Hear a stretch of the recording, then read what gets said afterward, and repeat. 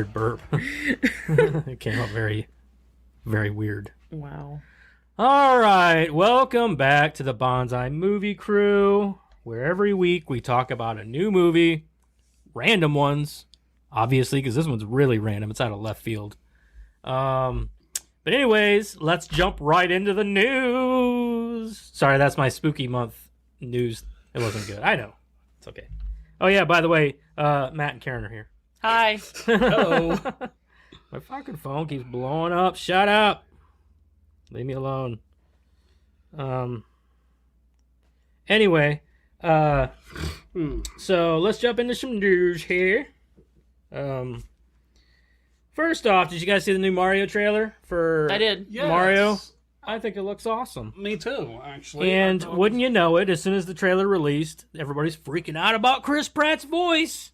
Even though he literally only has 2 lines, you can't even tell if he has an accent. Who's Chris Pratt going on? He's playing Mario. But they're bitching because he doesn't sound like Mario. Yeah.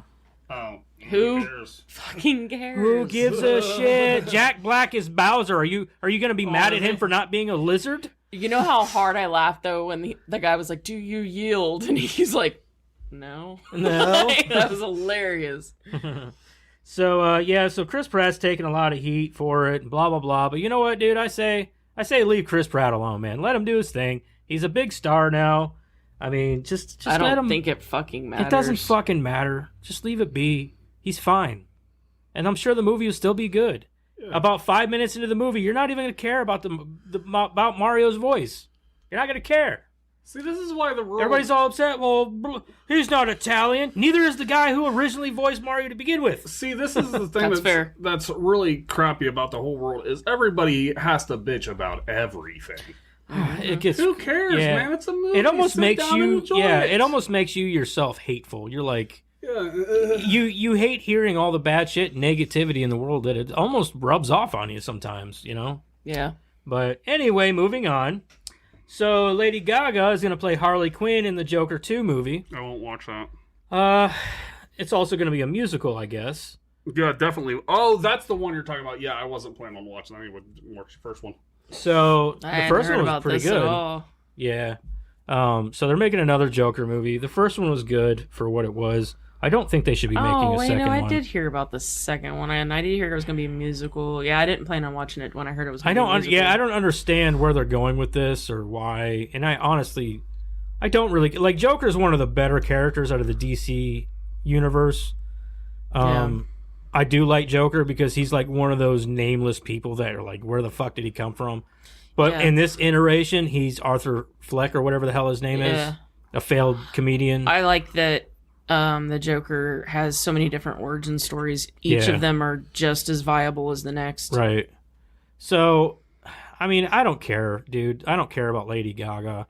And even Margot Robbie came out to say, because everybody's like, oh man, Margot Robbie's going to be pissed. She wasn't. She was like, no, she's like, I'm glad that I could put a character like that in the spotlight for other actors to try their hand at. Sure. You know, like Batman and the Joker and things like that. Well, and to be fair to Lady Gaga, she's not done a bad job at acting. And no, the things I've seen her in, she's not been bad. You know, like when I've seen her in American Horror Story and things like that, she's not been bad at acting. I don't care. I don't mind Lady Gaga. She doesn't bother me. I even like some of her music. Yeah. But it's whatever to me. You know, I think it's more the vibe you're getting off of the movie itself. I'm not the type of person that's going to sit back and judge somebody based on, well, they're going to fuck it up. Like, that's not me. Yeah, I don't think... I'm going to be like, well, we'll see what happens. I didn't watch the Joker movie because it wasn't, like... I understand it's the Joker, but it wasn't something I was really interested in. It's actually very good. It's actually a pretty good movie. Yeah, my friend Milo, it is a very good movie. But it just didn't seem like something I was going to be. I think Joaquin Phoenix did a great job. So yeah, he did a great job. I did hear that he did a really good job. Yeah, he did a great job. And I thought it was a good movie. Moving on, did you guys see the trailer for Megan? I did. Mm-mm. That movie looks fucking creepy, dude. Yeah, I'm actually kind of excited for that one. When she was doing like that dancing thing, I was like, ugh. I know, it was like, it was weird. What? Yeah. You're like, in the back of my mind, I'm thinking like, she got skills, but that's fucking weird. No, when she started dancing, if she danced like that in front of me, I'd be like, nope, we're turning that bitch off right now. Give me a shotgun. I don't really watch trailers. Well, it looks pretty good. My sister-in-law shared it on Facebook. And I think it's from Blumhouse. Blumhouse. Yeah.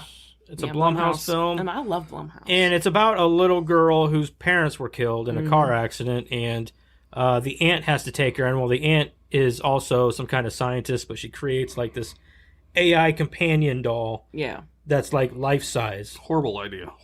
Yeah. So. Yeah, we know that. We know that. So, but the way she looks and the way she moves, like there's one scene where she's like on all fours, like chasing through the forest.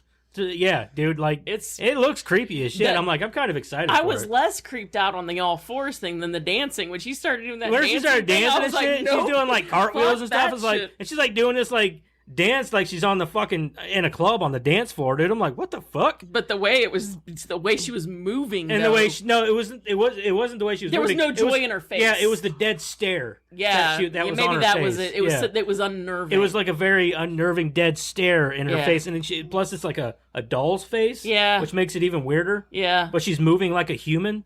Yeah, so it was like she should be in a Lady Gaga fucking music video. Yeah, no, thank you. No, thank you. But no, yeah, so. It does look good, and I will be watching that one. I'm pretty excited for it. I've seen the trailer to Wednesday. Yeah. Or Adams. I don't share your guys' enthusiasm. I won't watch it. I don't think it's good. I don't like who they got playing Gomez, and I really don't. I never said I was enthusiastic about it. I'm not, dude. My hopes aren't high. Well, because I don't like. I like the girl playing Wednesday. That's about it. Yeah. I don't know anything. What's her name? Girl playing Wednesday. Jenna Ortega. Yeah. She's awesome. I do like her. Oh, okay. Yeah. Well, I don't like the guy that they got playing Gomez, and I really won't watch. I don't either. I really don't like the guy that they got playing Fester, and Fester's like the best Addams Family. Oh no, I'm thinking of Fester. I don't like the guy playing Fester. Yeah, the guy from like Portlandia. Portlandia, yeah. I could never get into that show. I tried watching the episode, and I was like 5 minets in, and I was like, this is not good. It's not funny. I don't. Yeah, this is not good. It's not my kind of comedy. Yeah. Okay. There's a trailer out for another movie called Run, Sweetheart, Run. I don't know if you guys seen that trailer. This sounds very familiar. It's another horror. It's a horror movie. A girl goes on this date that is set up from somebody else, like a blind date. She has a great night, blah, blah, blah. Come to find out this dude's actually a psychopath and is chasing her through the city, hunting her down. It looks really good. It does sounds look good. Very good. So, why don't people like to date anymore? Because of movies like this. So it looks good. I'll be checking that one out too. Also, if you guys are interested, Barbarian comes out to HBO Max October 25th. And that's the Keanu Reeves one, right? No, that's Berserker you're thinking of. That's not even a movie yet. No, Barbarian's that horror movie that is in theaters right now. Yeah. It's getting a lot of praise. Cannot freaking wait. Yeah, I'm so excited for it. I'm really excited for it. I'll watch anything. I've watched as little as possible on this movie. Me too. So I'm really excited for it. Shit, what's his name? Justin Long? No. He's in it. Is he in it? Yeah. No, the guy who played it. Oh, fuck. He's a Skarsgård. Bill Skarsgård. And I will watch anything Bill Skarsgård. Yeah, I like him. Him and his brother, Alexander. Yeah. So that's what I got for news. Also, I don't know if you guys know this or not. This just came out that God damn it, we've been talking about him. Brendan Fraser said that he'd be up for doing a Mummy 4. That'd be cool. That'd be cool. He'd have to lose. Was kind of bad. Well, I don't know if he's got it in him. You know what I mean? Well, I think they would probably have to focus on their kids or something. He'd have to be like grandpa or something maybe because. And that would be fine too. I think he would be okay with that, and I think it would be fine to do it that way. You know. I did like I will say in the as long as it's the humor. It's the he's got a soft, lighthearted humor about him. So. I will say in the newest one, I think is where he goes to Japan. Yeah, they do have a part where they like abominable snowman help They them. do have a kid. Yeah, they have a son. Yeah. And I think the abominable snowman look was cool. Listen, I stopped watching after the third. The third one wasn't good. I was done. Yeah, the third one wasn't good. My favorite. But if they did a fourth one, it would have to be a return to form kind of thing. So. But I my favorite part in the first one is like when he grabs Benny and he's like, "You came back from the desert with our new friend, didn't you, Benny?" And Benny's like, No, you're my only friend. No, you're my only friend. What friend? You are my only friend. You know, I actually seen that on TV a few days ago. Like, I last week or watch something, that stopped. fairly. I watch that fairly I stopped regularly. It and I was Love watching that it, movie. and my mom was like, "What are you watching?" I was like, "Mummy." She was like, "Yeah." I was like, "Karen loves this movie." I was like, she freaking said she love loves that it at movie. least once. She watches at least once a year. Oh yeah, and that's why I said the king never left. People, it's a good movie, and it's an amazing movie. But yeah, the only reason I even seen the third one was because the gym I used to go to had a TV. And it was on TV. Yeah. Okay, my last little bit of news, and Matt, you'll like this one. They're Joe Manganiello and Kyle Newman. I don't know who Kyle Newman is, but you know who Joe Manganiello is, right? Yeah, why would I like it?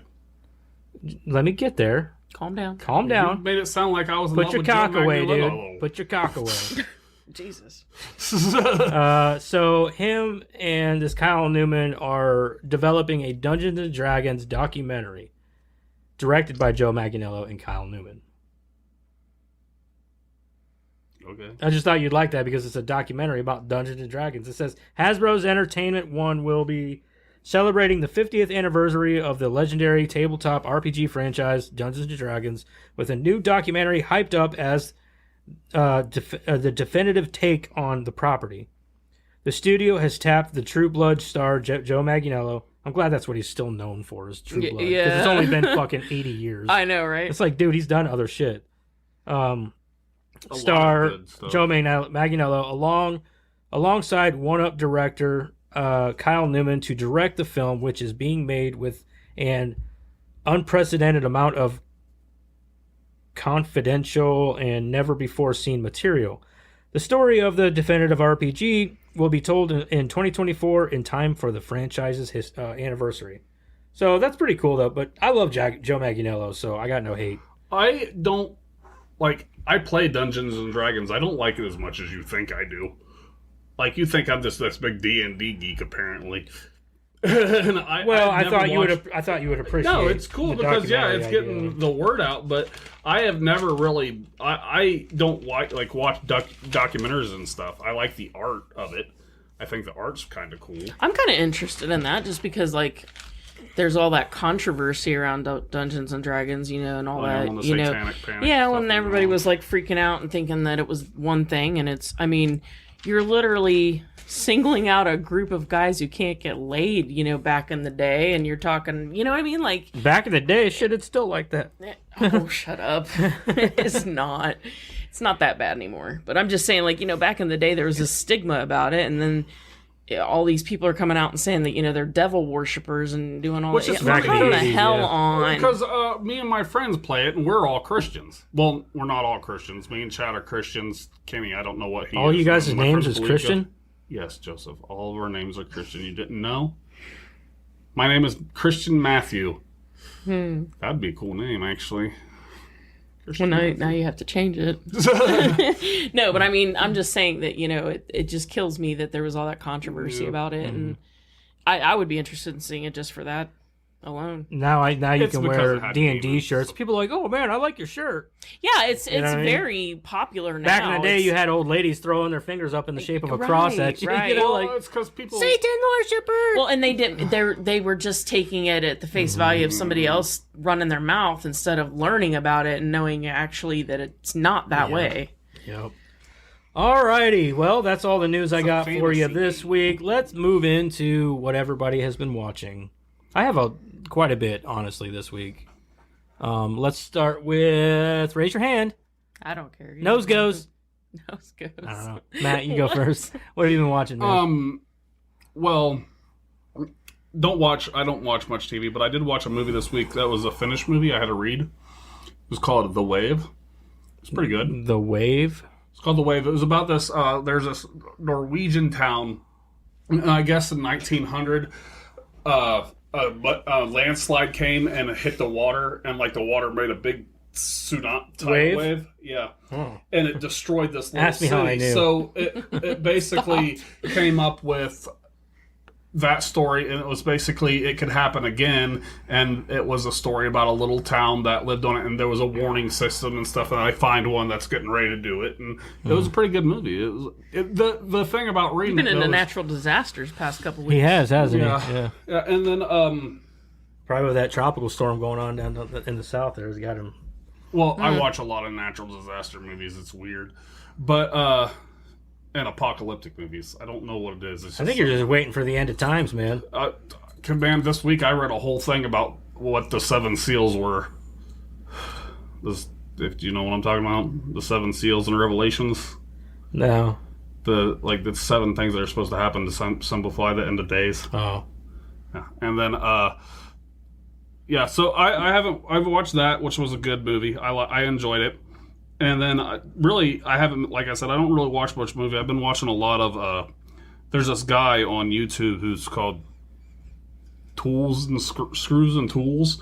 And he restores his old knives and axes and stuff. And I've been watching a lot of that for some reason. But, yeah, like I said, I don't really watch much, like, TV. Okay. That's cool. Anyway. You're going for that long pause. That long pause.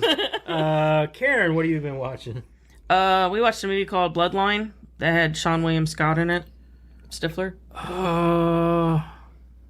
Why does that the name of that movie sound? Why does that sound? It was really, really good. He plays a serial killer. Yeah, okay, I remember hearing about this. Really, I never really good. watched it. Oh, it was really, really good. We bought it. Did right you? After we watched it. It was Yeah, really I heard good. it was good. I never did watch it though. The practical effects in that movie were amazing. Like Savini amazing. They were very good. He did a great job. That's a pretty steep toll to see. I'm You know telling what I mean? you. Like, I'm telling you. Like the first time he stabbed somebody, I was like, I'm in. Yeah. I mean, it was good. Oh!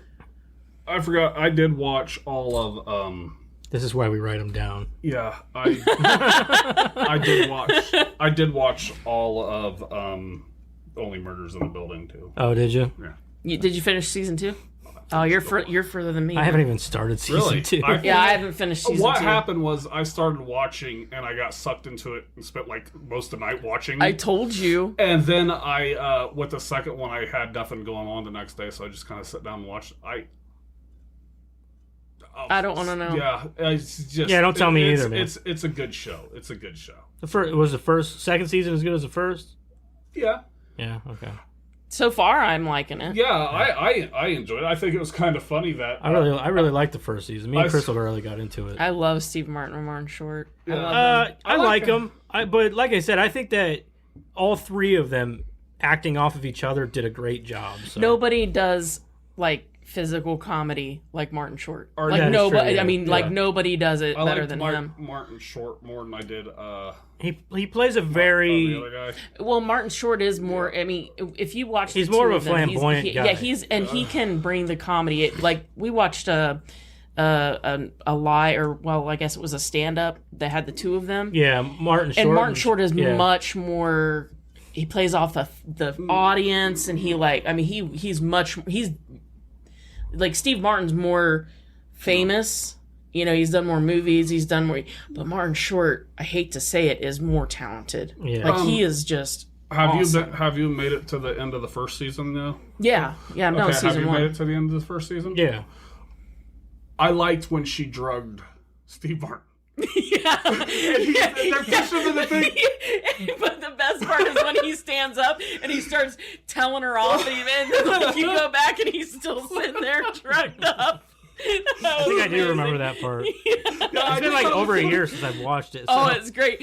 She drugs him and they take him down to the basement in like a cart. Oh yeah, I remember. And he like fantasizes that he stands and he like gets out of it. Yeah. And he stands up and he's telling her off, and then the camera pans back and he's still in the car like he never did it at all. I think the funniest part I think with him in the car is when they're showing it pushing him. He's just.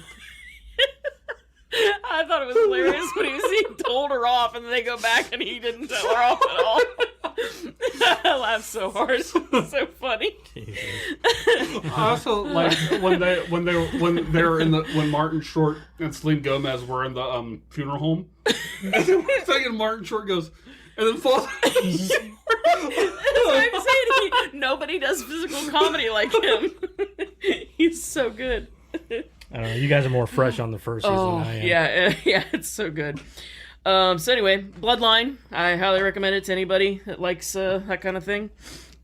Hellraiser, the 2022 version. What'd you think? I did not like it. You didn't like it? No. Oh man. Really? Overall, did not like it. There were things I liked, but I didn't like that they showed how they make the Cenobites. I do. I don't. I thought that was kind of neat. Nope. You didn't like it? Nope. That's like giving me the backstory for Michael Myers. That's like showing me how the cake's made. Yeah, don't. Yeah. Don't. Okay. I don't want to know. I didn't. I like that they used their skin as their clothing. Yeah, yeah. That was was one neat. of the big things. That was neat. That was actually something from the novella that was true, actually. Yeah. Because they said that back whenever Clive Barker did the original movie, which was pretty much scene for scene, same as the book. He was into some BDSM shit. So Yeah, so you want to do the so the leather. he liked the leather stuff and all that. Yeah. Whereas now they went more with how it actually is. I with thought the it was skin. more like a, because everybody's vegan nowadays, they didn't want to offend anybody who. No, I'm kidding. I don't know. I knew think, it was the novella. I think that the costume designs, things like that, they look good for the most part. The overall aesthetic of the movie was great. I loved a lot of things about it. My biggest stick in my side was when she used the Cenobite as one of the sacrifice. Fuck right off. No, I kind of. No, I like cannot, that. No, you cannot sacrifice twice. A Cenobite's already been sacrificed. They sacrificed themselves as a human. No, that's not true. Yeah. They didn't sacrifice themselves. Yeah, they did. got what they wanted. That's what happened to the guy at the end of the movie. Was whenever he sacrificed all those people so that he could get what he wanted. He wanted. First, he wanted pleasure, but then he wanted power. He got power in the end. He didn't sacrifice himself. He got what he wanted. Right. So he became a Cenobite. Right. He wasn't sacrificed. Sure, but if you don't choose the sacrifice or whatever, she was supposed to choose the sacrifice, right? Yeah. They want to be in pain. They want to be. That's not a sacrifice. I consider it. I would. I don't agree with that. I didn't think it. You didn't I didn't like think it. that? I didn't think it fit the narrative. I thought it was at all. a nice little loophole. No, I didn't think it fit the narrative at all. I thought the movie was great. I loved it. So I didn't care for it overall. I mean, it would you wasn't- watch again? No, probably not. No, I would. I would totally watch it No. again. I would totally watch it again. And I watched Prisoners of the Ghostland. Don't ever watch that. It's fucking terrible. Sounds terrible. It's fucking terrible. It's a Nicolas Cage movie, and it's about like he goes to save this warlord's granddaughter from these badlands or whatever, and it's fucking terrible. Like it's I'm starting fucking to see terrible. a whole bunch of things pop up for Nicolas Cage movies that I'd never heard of. That's because dude, you gotta understand, Nicolas Cage For a while was there, in, he was in a making- tremendous amount of debt, so he was taking every movie role. Yeah, and this possible, one must have so. been like, I don't know, it was fucking awful. That's what that movie was. The movie about him. The Unbearable Weight of Massive Talent or whatever. Yeah. That movie was a parody on his actual character. Yeah. Well, yeah, because I know that he's in a massive amount of debt because he just spends. I don't know if he still is. No, but I know don't think was. he is anymore because he's the quality of the movies are getting better. But Yeah, Like, because about I fucking time. heard that Yeah. he bought a dinosaur skull at one time. Mandy really helped shoot his career back up. I didn't care for Mandy. I didn't either, but it did help. People It love that helped, movie. yeah. I think the last Nicolas Cage movie I saw was Collar Out of Space. I love that movie, dude. I watched. I think the last one that I watched that I really enjoyed was the Wally's Wonder. Was it Wally's Wonderland? Yeah, I didn't care for that one. I like that one. I didn't care I've been for thinking about watching it. I liked it. heard that like Joseph says it was bad, but I thought about watching it. I just liked to see it. if it's I just like- thought the quality was bad. One thing I did like about it was Nicolas Cage had to do actual acting instead of being able to speak because he doesn't talk at all. Nope, throughout the he didn't movie. talk the whole Yeah, movie. that's what I. But the last good movie I saw him in, other than Unbearable Weight of Massive Talent, was Color Out of Space. I love that movie. Well, see, the only reason I even seen that one was because my friend Milo's and Chad and all them. They're into anything that like deals with H.P. Lovecraft. I am too. I love HBO Love. Funny you mentioned that. I'll get to that. We watched a show called Bite Size Halloween. It's a Hulu show that's just like all these. It's an anthology show. I think you told us about that. No, it's an anthology show. It's Hulu, but they're all they're 10 minutes or less. Oh. That's why it's called Bite Size Halloween. They're all good. I haven't heard one. I've seen Netflix do something like that one year too. Yeah, like just little Hulu does stories. Halloween better, I think. Than most Hulu's other killing it this streamers. year for movies in general, Yeah. dude. They had Fresh, Hellraiser, Prey. Like I loved all three of those. Hulu movies. does horror better than any other streaming Yeah. service, I think. And then Only Murders in the Building. And then this one is the best thing we watched all week long. It's called Call Girl of Cthulhu. What? Yes. I think I've heard of that movie. Total B-rated goodness. And I'll just leave it at this. It was an amazing movie. And there were 2 horrors in the movie named Jerusalem Artichoke and Honey Melons. Hell I think I've seen the thing to it, but I've never watched it. I'll let you borrow it. It's an amazing movie. Oh, you own it? Oh, I own it, baby. Oh my Yep, God. on Blu-ray even. On Blu-ray. I bought the Blu-ray, bitches. From what I've learned about Karen is she don't like her and She has no- Jeremiah, she holds like, no they prejudice. spend they spend money on nothing but movies. Yeah, like, they're there's like- been so many times where Karen will be like, "Yeah, I got that. Yeah, I got that. Yeah, or I got that." Or there's been times where she's like, "Yeah, Jeremiah ordered it." Yeah, In the middle of the podcast, like, oh, he just ordered it. Yeah, it doesn't really. I mean, we like we'll buy shit just because it sounded funny. Like that one we bought because it sounded funny. And, Over here, little miss, I'm on a strict budget, and I don't overspend on anything except shitty movies. Apparently, You don't have any idea how big my budget is for movies, though. I am on a strict budget. My movie budget is big. Oh god. Oh, so you have a specific budget just for movies? Correct. Every month we can buy this amount of movies. Correct. Oh wow. I don't have a budget for movies. I don't have I have a budget I try to follow, and it's a budget that contains everything. But I usually go over it like $20 by $20 over or something like that. I usually try to spend like $50 a week. I need to get myself on a budget. Is that all you had? Yeah, that's Okay. it. All right. So for me, I did watch Hellraiser, and I thoroughly enjoyed that movie. I thought it was really good.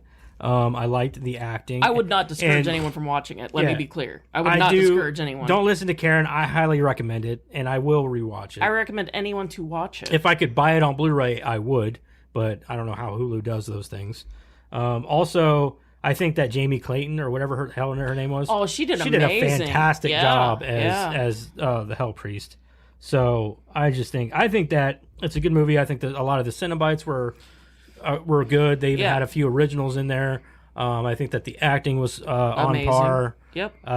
It was a good movie, and I had a couple of gripes about it. Like some of the lighting was a little iffy, but for the most part, I really liked the movie, and I really thought that the whole cast did a fucking killer job. So. I had no gripes with the acting. No, I even but, think that you know. Jamie Clayton coming in and doing like a sort of, I wouldn't even say she was a female version, because the only thing female about her was probably the look of her face.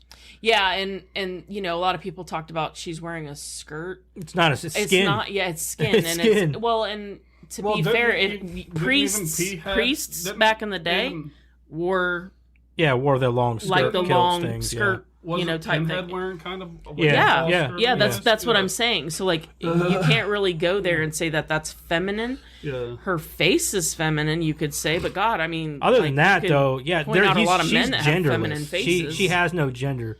But if Yeah. you haven't seen it, I would check it out. It's on Hulu. Just came out. And then I did watch the Dahmer tapes, which filled in and kind of clarified some things that I was not aware of for the show. That show is like, it's like #1 in the world or some shit right now. I'm like, God damn, dude. That's where, like, in a lot of the victims' families are coming out. You know, like, you guys are just opening old wounds, blah, blah, blah, which I understand, but... I think it's the light that they portrayed him in. Yeah, that they have a well, problem that with. and using, like, the one lady that flips out on Dahmer in the courtroom. Well, that's what I said. They didn't ask for permission. That's what I said on that one podcast. They didn't ask for permission. Yeah, they didn't ask for permission. They're Yeah. using that. I don't agree with that. I don't agree with that either. I think that's fucked up. that she should at least be compensated in some way. Well, and Jeremiah and I had the conversation. He's like, well, it's public record. They don't have to. And I said, I know they don't have to. That's not the point. That's not the point. That's not the point. But that's Hollywood he for you. He agreed too, but it's Ryan Murphy. He's going to do whatever. He's going to do whatever he wants. That's the problem that I have. He oversteps. He oversteps. He should not have been the person to make that. If somebody was going to make it, I think that it was well done, and I really liked the Dahmer tapes because it kind of clarified a few things that I thought was like, well, how likely is that to have happened? And like they combined a couple of the victims into one victim essentially. Sure. And a few other things that were wrong about the show that they probably did for story reasons or something. But the Dahmer tapes were nice. If you haven't seen those are on Netflix. It's only 3 episodes, and it kind of just goes over the whole thing with Dahmer. I'm burnt out on Dahmer, though, man. I'm done with Dahmer. So that's where I'm at. Yeah, I'm just burnt out on it. So, and then I did watch Creep. I watched that, and I did enjoy it. Crystal did not. She said that was dumb. Why did we watch this? I said I thought it was interesting. I would not watch it again because I've already seen it. You take away the element of surprise. Yeah, you take away the element of surprise. I only watched it 2 times because Jeremiah hadn't seen it. Oh. So I was like, you need to watch this. I will watch Creep 2 eventually at some point. I don't know when. And then I watched Werewolf by Night, which is an hour long on Disney Plus. It's a comic. It's a Marvel comic. I heard about that coming and it's actually very, very good. Like the whole thing is black and white. And I think that the first part of I don't even know if you call it an episode or a movie because it's not an episode. It's just a short movie, I guess. It's an hour long. And I think that the first half was far better than the second half because about into the second half or the third act, I would say, it kind of turns into this typical Marvel action stuff. And which it's not like Marvel, but I would say that it's got a lot of action and it's very Marvel-esque, and I didn't like that so much, but overall it was a really good watch, and I really loved that it was in black and white, and I think they did a really good job with a lot of the characters and stuff, and I think it was kind of setting up a few things for like Blade and things like that. Yeah. So. Did you hear that Blade got delayed? I heard that, yeah. Oh. So I don't know, I didn't read why, but that's what I've watched, and I've also obviously been watching House of the Dragon from week to week. I am enjoying that, but other than that, and I will be checking out that new show from Mike Flanagan. What's that show called? The Midnight Club. So I'll be checking that one out. It's on Netflix. Heard of that. It's on Netflix. It's a show from the same guy that did like Midnight Mass. And if you haven't seen Midnight Mass, that fucking show, that miniseries, I have not amazing. I haven't got to watch it yet, but I want to. I watched it. I loved it. I watched it when that first came out, and like after I watched it, I realized everybody was loving it, and I was kind of like, okay, because I didn't even hear about it, and then I was going through Netflix one time, I was like, Midnight Mass, and I read it, and I was like, okay, and then I liked the guy who played the priest. Yeah. And so I was like, okay, I'll try this. I'll give this a try. And yeah, it turned out to be a really good Like, it's one of them shows that you're like, it starts out kind of slow. You're like, am I going to like this? It's one of those shows. And the more you get into it, the more interesting it is. And the way they build tension, they build a lot of things up. I like that, though. Like, and when then the ending was just like, what the fuck is going on? Like, holy shit, I didn't see it coming here. See, that's how I felt about Creep. Because, like, the first time I watched Creep, I'm like, is anything going to fucking happen? Like, what the hell? And then after a while, you're like, this dude's motherfucking crazy. Yeah. It was pretty slow. Even like Midnight Mass is pretty slow, but dude, it is a great show. Like just the build up and all that. Midnight Mass is one of those shows I watch in like 1 or 2 nights because it's one of those I killed always it. Ends on a cliffhanger. And you're like, oh well, I gotta watch it. I gotta. I think I go to watched the next one. I think I watched it in 2 days also because I was just like hooked on it. I was like, yeah, this is I want to see what happens. All right. So, but yeah, if you haven't seen that, watch it. It's also a really good Halloween time. You know what else I seen? I think it was on Netflix, but I think it was like a year or 2 ago. It was they did Are You Afraid of the Dark again, and I watched that too. It wasn't like an episode by episode thing. It pisses me off though. Like you can't buy that. What Are You Afraid of the Dark? Yeah. Why not? Really? You can't find it anywhere. That's surprising. That is weird. Trust me, I've tried. It's on Netflix, isn't it? I think it's on Paramount. I know not all of it. I know not all of Netflix it. has a lot of Nickelodeon material.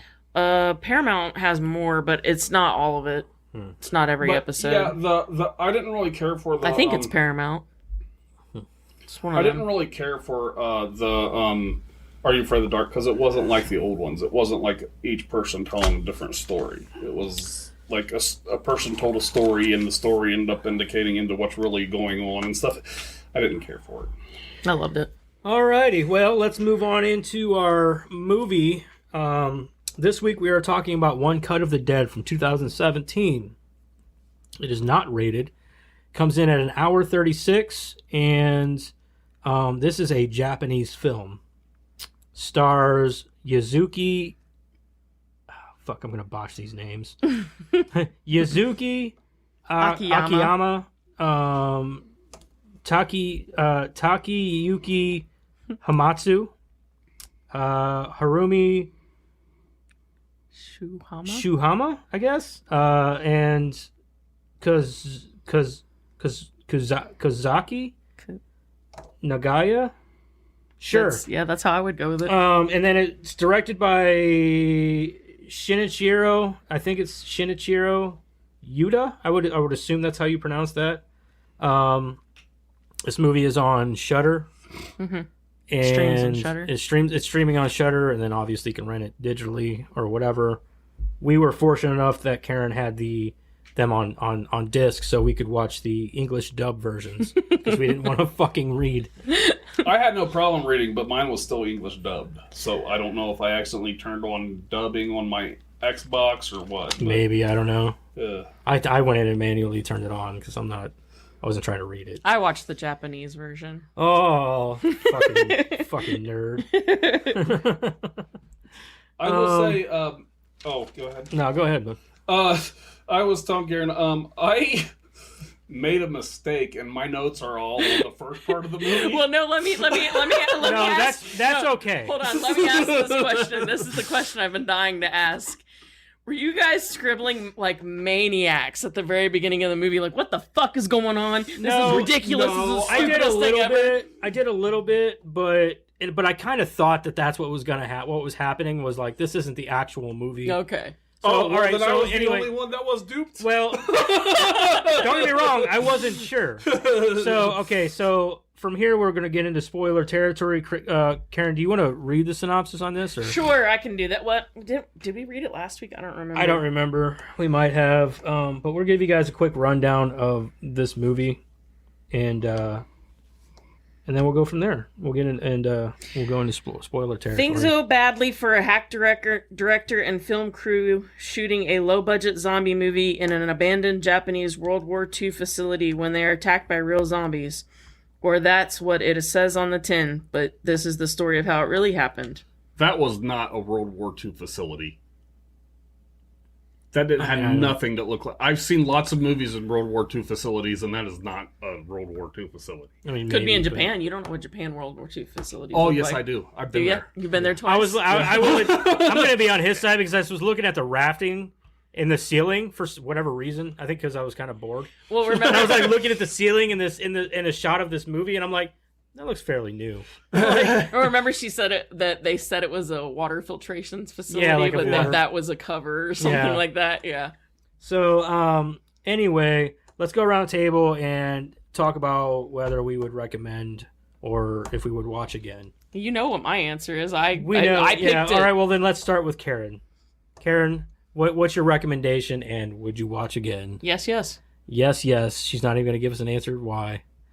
Because she loves the movie. All right, just chill. Psycho. I said why last week. She's going to go Karen on us. Karen. All right, Matt, what do you think? I would tell anybody who asked to watch it. It was a good movie. I thought it was good.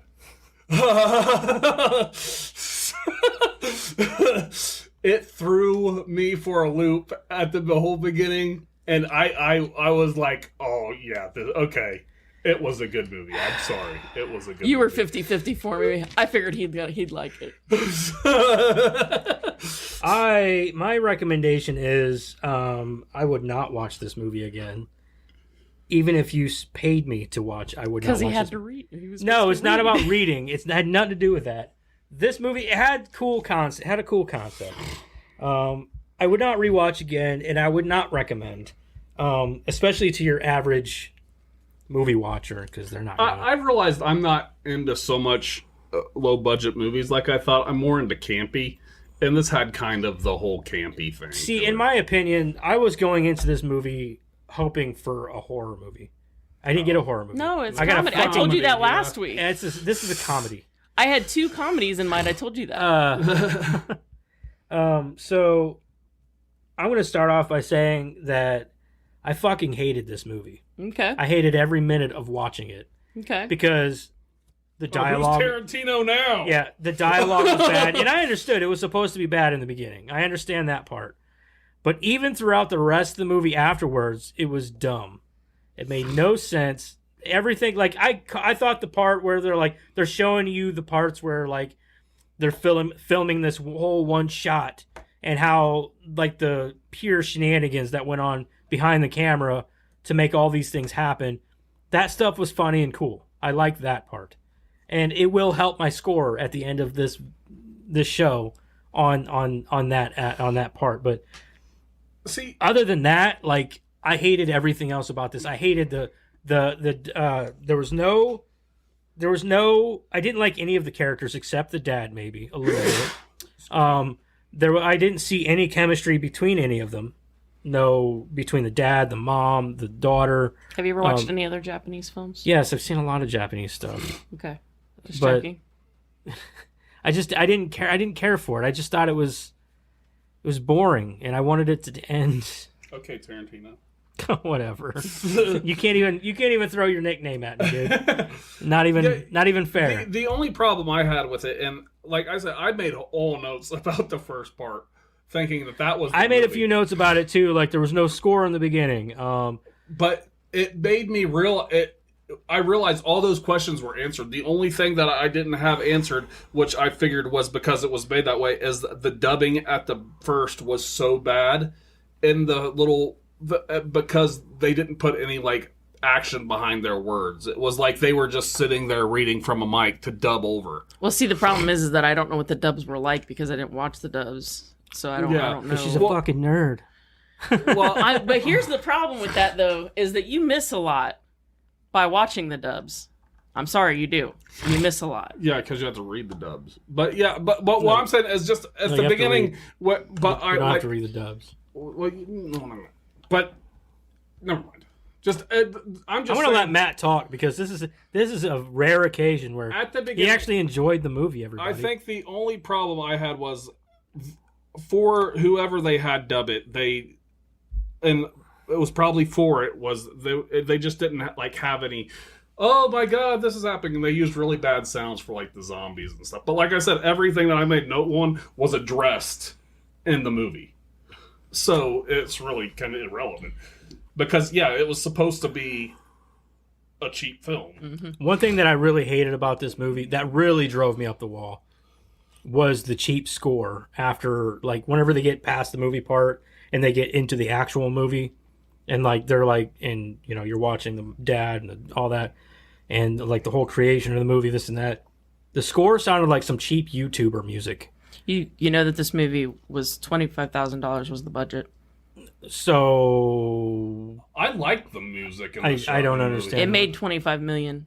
okay, that's fine, but I don't care about how much it made. I'm just telling you that, like, the budget, you talk about, like... I wasn't talking about the budget. I was talking about their shitty score. They couldn't find better unlicensed music? I'm sorry, but I think the soundtrack, like the music that they play, I thought that was awesome. I thought they had a lot I'm just of letting good, you know upbeat that the music intro on to it. our podcast was unlicensed music that I found on the internet, and it sounds fantastic. I'm not disagreeing, but I'm also saying that this is Japanese, so there's a lot of cultural things that we don't understand. I understand that. Like, the whole chemistry thing. There's, like, very little affection in Japanese culture. Yeah, I know. I understand that. So, like, they're very distant. the mom and the dad, that's the most affectionate I've ever seen a Japanese couple in cinema.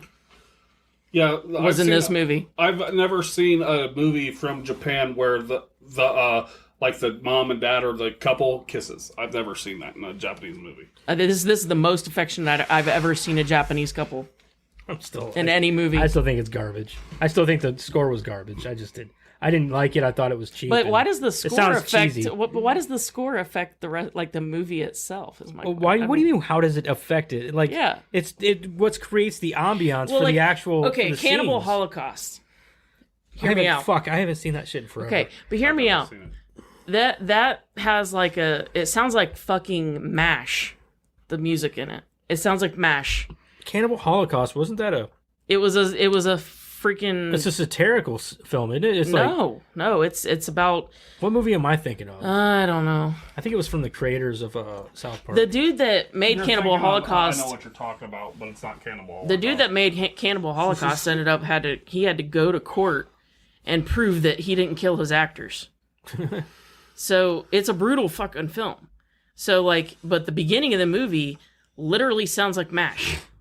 It sounds like it's fucking MASH music, but the movie itself is brutal and like crazy, but the music is terrible. I will say that one of my favorite parts about the movie was the bald guy who kept saying, I emailed you about that. Yeah, the sound guy. That's what my So- sound guy is hilarious. He kept cracking me up. Well, but the thing is like that whole interim part is to set you up to understand like part of the reasons for why things go down the way they go down. You know what I mean? Like I understand that, and that was the best part of the movie for me. right, The best part was watching. you don't get that Yeah. unless you get that setup in the middle part. Yeah. You know, because like you get to see that one actor that is the zombie in the Yeah. movie, and he's a real asshole. He's a giant brat. He's a pain in the ass.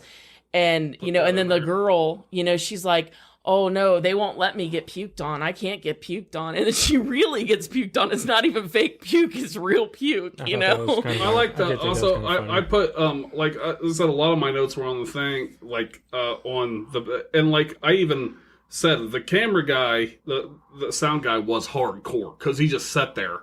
Throughout the whole thing. Right, but you find out later. It's because he's sick. No, it's because he had diarrhea. He had to take a shit. They're putting his makeup on outside while he's shit in the bush. And yeah, I thought I like I said, I love the soundtrack. I just like the upbeat music. And yeah, the sound guy I thought was hilarious because I emailed you. I emailed you. I emailed you about this because he said I have to have soft water, not hard water. It's like, what is the difference between soft water and hard water? Well, there is a difference apparently. I guess apparently it affects his fucking diuretic. Fucking... I'll tell you, the first time I watched this movie, the only thing that because I had the same, you know, inclination as you. I'm like, okay, so this must be the movie that they make. But like when that's how I was like for the first part. I was Yeah. like, this must be the movie, right? I figured that they would do that at the end. But I was thinking to myself, I was like, you know, this is like kind of stupid though. Like, what the hell's going on? I was like really kind of annoyed. Until you get to that part where you're like, okay, so they wanted to show you the movie first and how bonkers it was, but yeah, and I then was show like- you how they did it. Yeah, I was like, Yeah. but this is ridiculous. Like, I don't get this at all. And like when the camera fell to the ground and it was sitting on the ground for a really long time, I was like, okay, come the fuck on. Right. And then, you know, when it went to like the rest of the movie, I'm like, okay, so all right, I want to see what's going on. But Me and Karen's favorite part. in the movie, in the very beginning, is when the lady jumps up. What is that? Right? Oh yeah. That's where I was like, what the fuck? And then she just lays back down. And you're like, what the hell? I laughed my ass off at that part. And then I watched the part where they were talking about it and still laughed. Yeah. What the hell is that? I also like when they had to use the axe that she was supposed to use in the final act, and they're like, just put an axe out there for her to find. And she goes out there, she's like, oh, an axe, lucky me. Lucky me. And then the part where she's like hiding in that little shed, and then all you see is like a set of legs. You're like, what the fuck? And then you're like, that dude, if it's a zombie, it can definitely see you. Well, it's like, and it's because she's holding up a sign that says there's an axe outside. Yeah, there's grab an axe it. outside. Grab it. Is that what the sign said? Yeah. Okay, because like I said, it was dubbed, but like all the like words, they were all Japanese. It didn't tell you a translation for the signs. See, that's what I'm saying. You guys miss stuff. No, we know now. And I figured my that's what it said. God. Because I knew after that she picked up the axe. But yeah, See, but 'cause- you're missing stuff too, because like there was, in their parts where that probably didn't make sense, like where they were like, standing there and they kept saying like, "Are you okay? Are you okay?" No, I'm so glad that everyone's okay. And they yeah, were and he's all- holding that sign. yeah, and it was said, there's a problem, blah blah blah, keep stalling, and like they're, I can't remember what they all said, but they held up a sign in each one, and there was like a reason. They tries to use his cell phone. Yeah. I got no service, blah, blah, blah. Yeah. Yeah, I don't know, man. I couldn't get into it. Like, I thought the climax of the movie was cool. I thought that because you watch the beginning, you have to make it through the beginning of this movie to get through the rest of the movie. And because once you get through the beginning, because that's the worst part, is watching the beginning, because you're like, God damn, what the fuck is going on? Yeah, the Like, first this is time I some watched it, I stupid- was like, I don't understand what that was Yeah, going so on. like once it gets past that, and then it shows you, oh, we want to make this one continuous cut zombie movie. Which is a really interesting idea. It's not I a bad think, like- idea. Oh no, it is. It's a terrible idea. They No, showed why it's a terrible No, idea. they didn't show why it was, because let's face it, it could be better executed. No, there's always gonna They be do something continuous go long wrong. shots all the I time. don't care if you are the best director in the world. There's a reason for cuts and edits. I understand that, but if you got because let's put, It's but also, it's a neat idea. I'd love to see somebody try. well, also, Well, I think that actually, one of the no, one of the shut cool up. parts about the movie is I'm thinking in my mind, like if this dude took this team that he has right here, because of the way they work together to make things work, and like they work together as a team, like they could do some cool shit. Well, how'd you like how the people in the back were like kept trying to cut to like we're experiencing technical Yeah, difficulty. they call it And a the- banner. and- yeah, and Yeah. the daughter is like, no, get the fuck out of my way. Like, And let 'em she's do like, it. Yeah. I've got this, and she kept I liked her it going. her Scarface shirt at the beginning. I love that she had all that cinema yeah, and then stuff she had a with it. shining shirt. Yeah, yeah, but did you see the She loves American horror. Oh yeah. the Scarface shirt didn't even say the right thing. I know, It's it was like say goodnight to the bad guy. Yeah, or something like that, or it was like say goodnight. Yeah, I think it was something like say goodnight to the bad guy or something And I was stupid like I that. love Like that. That's awesome. I want I that was, shirt. I was like, isn't it supposed to say hello to my little friend? Yeah. I love the relationship between the director and his daughter. Like, the first time I watched it, and I'm like watching the director. You know who it reminded me of? Yeah. Me and Madison. She reminded me of Madison. Yeah. Yeah, the way she acts and her hair and the way she obsesses over certain things, like how she obsessed over that boy. Mm-hmm. Like I thought that was kind of like I was like, that's Madison. Yeah. She gets fixated on something and she gets that way. I like the whole at the beginning when you're watching it and the director's like being a complete dick, and you're like, God, that guy's a fucking asshole. Yeah, and then you realize And he's then really nice, you're watching the actually. movie like later, and you're like, that's the same guy. Yeah, and, Oh my and the God. one girl tells him, "You got to be mean." You're Oh, but too no, he nice." had no problem. Did you not pick up on that? Yeah. Because he was like, all right, these motherfuckers are going to get what they deserve Yeah. now. Like, he Yeah. was like ready. He even made that girl cry, and then they came in with the the teardrops. tear, I don't even need it. She's like, I don't even need it, but Yeah. sure. Yeah, okay. Yeah, because I noticed that because I was like, wow, they told him to get harder, and he did not unleash. he- Unleashed. Oh, yeah. Well, I mean, part of it is like that dude, he's a fucking asshole. Yeah. And I kind of think it's funny how they took, like Japanese actors, and they can portray them just as vapid and ridiculous as they have American actors portrayed too. Because he's talking about this zombie film, right? It's a fucking zombie film. And he's talking about like what did he say it was? Oh, does it deal in racism? Yeah. He's like, I read that this is about racism, and he's like, sure. Yeah, it's about racism. Yeah. Dude, you're making a zombie movie. This is not like some, Yeah, but I think they were Gandhi kind of film. just trying to show how pretentious some. Well, that's what I'm actors- saying. They were Yeah, trying they to can portray that be, he's yeah. vapid and he's full Yeah. of himself and very pretentious. She's like, yeah. it's about this. When really, no, dude, you're just looking to, yeah. And I like how he raise kept yourself talking up. about how like the zombie couldn't raise an axe and he couldn't do that. And I've seen movies where zombies can Sure, handle a little. but love. he- Bub, anybody? sure, Day of the Dead? sure. He picks up a gun. But that Does he? the Yeah, I actor haven't seen that the one in a actor while. kept at every opportunity was like telling the director, no, you don't know what you're talking about, you don't know what you're talking about. So then when it came time to action, he's like, all right, motherfucker, Right. here's how it's gonna go. Yeah, because I'm sorry, but if I'm watching a zombie movie and a zombie picks up an axe and swings it, I don't really think anything about it. because they still got a little bit of motor function. I mean, I love the part too, like where you find out that the chick that was going to play the makeup artist and the guy that was going to play the director got into a car accident. Yeah. And they're like, an affair? And he's like, probably, but like, you know, like he just sweeps it under the rug. He's like, I don't care about that. What the fuck are we going to do? And so then they're like, she's like, well, what about mom? And he's like, not mom. I've suffered. You know, like when she's been an actor before, I've already suffered. And you can see why once she gets into it. 'Cause she's like, I'm dead calm. Yeah, I'm dead calm. Oh, shit. Like, she gets really crazy into it. No doubt. She probably was.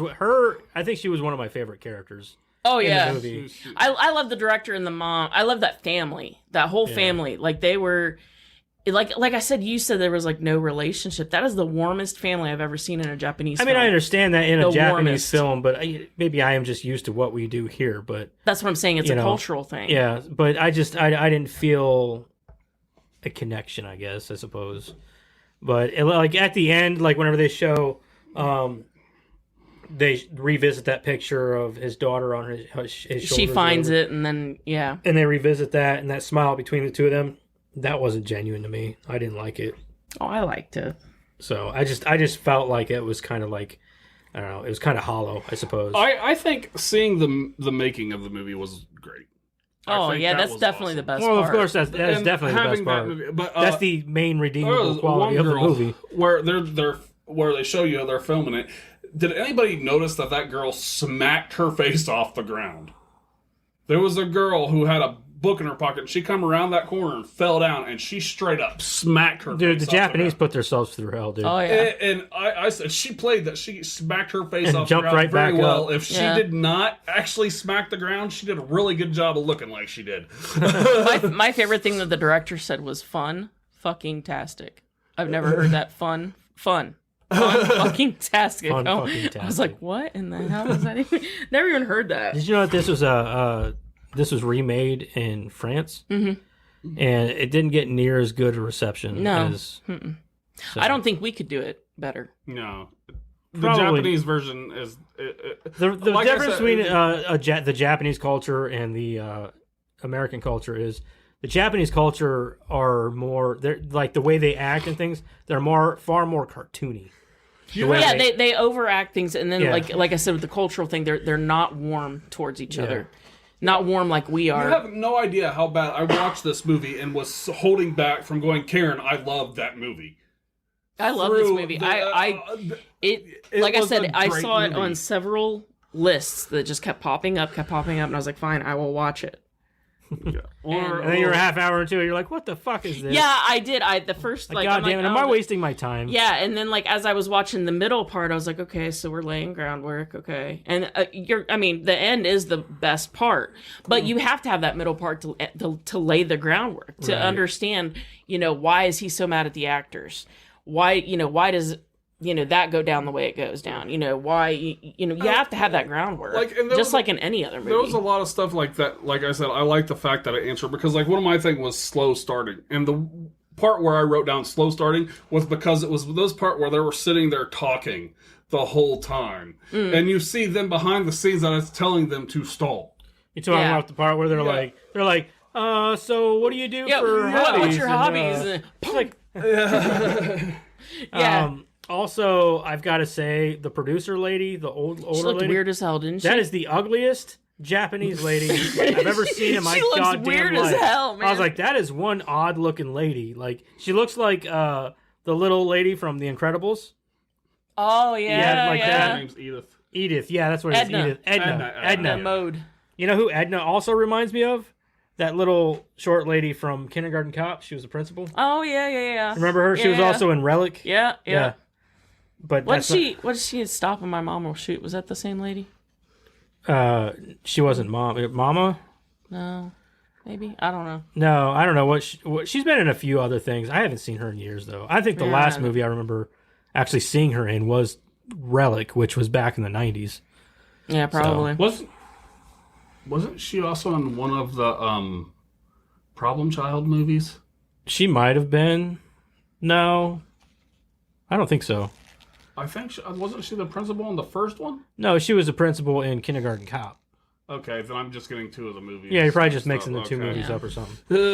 Same you- era, kind of. The other thing I really liked was like when the mom died or whatever, or got knocked out in the movie, and then like later, the one kid, this is in the how they made it part, and he's like, no one's ever hit me for it, and she's like, she hits him again, and she's like, get to it, Brad, or something like that. That was hilarious to me because it was like he's already pissed, and then she's like, I don't give a fuck about you, kid. And they were both like tag teaming that kid. That always cracked me up too. I think that the movie, I think that what would have raised it up for me was if it would have been a parody upon itself, and at the end it actually turned out to be another zombie movie.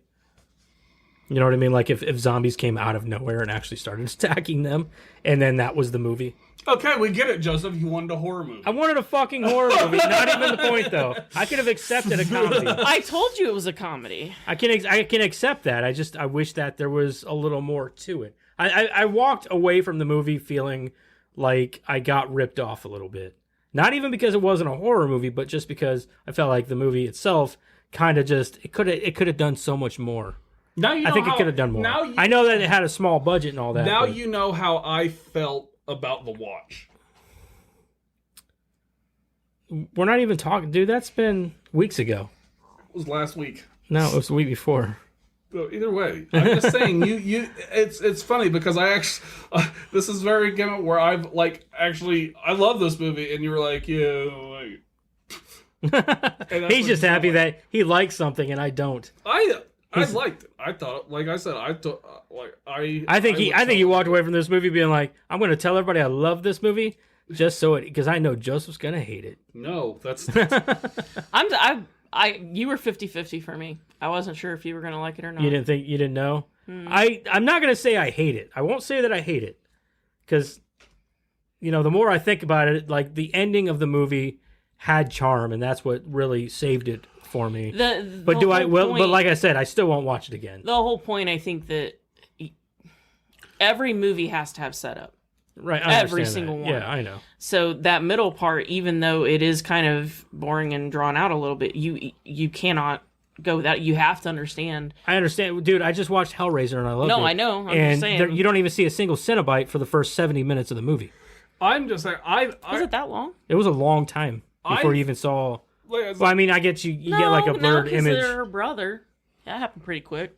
There was no Yeah, it was about an hour into the movie before that happened. I don't think so. Yeah, it was. It was a 2-hour movie. Yeah, I don't think so. I don't think it was that long. I think Look it up. What really brought the movie out for me was I just liked the whole fact that they did. We're going to show you this movie, and then we're going to show you how we made this movie because I haven't seen that done. Right.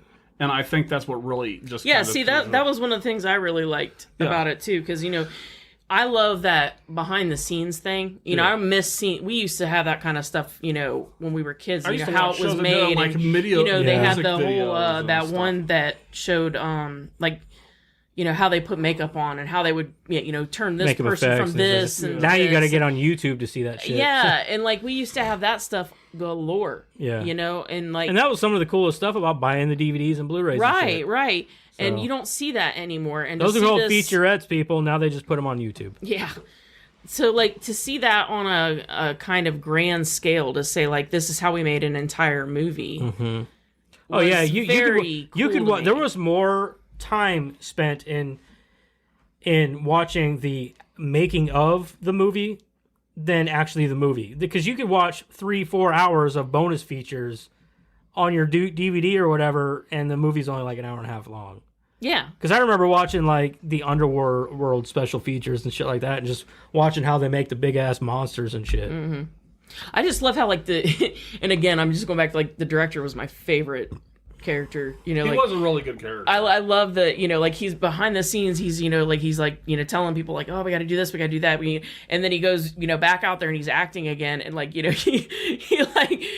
throws a freaking zombie into the mix, and he's like, get the bitch, and it's like that doesn't get the bitch. Yeah, it's like that doesn't sound right coming out of your mouth. He was kind of funny whenever he was running up and he's like, this is great filmmaking. Keep going. Yeah. And then he'd like throw a zombie at him. Like, Yeah. like what the fuck, Yeah, dude? he was back there. He's like, "No, I'm alone. There's no monsters out here." And they open the door, and he fucking shoves a zombie into the.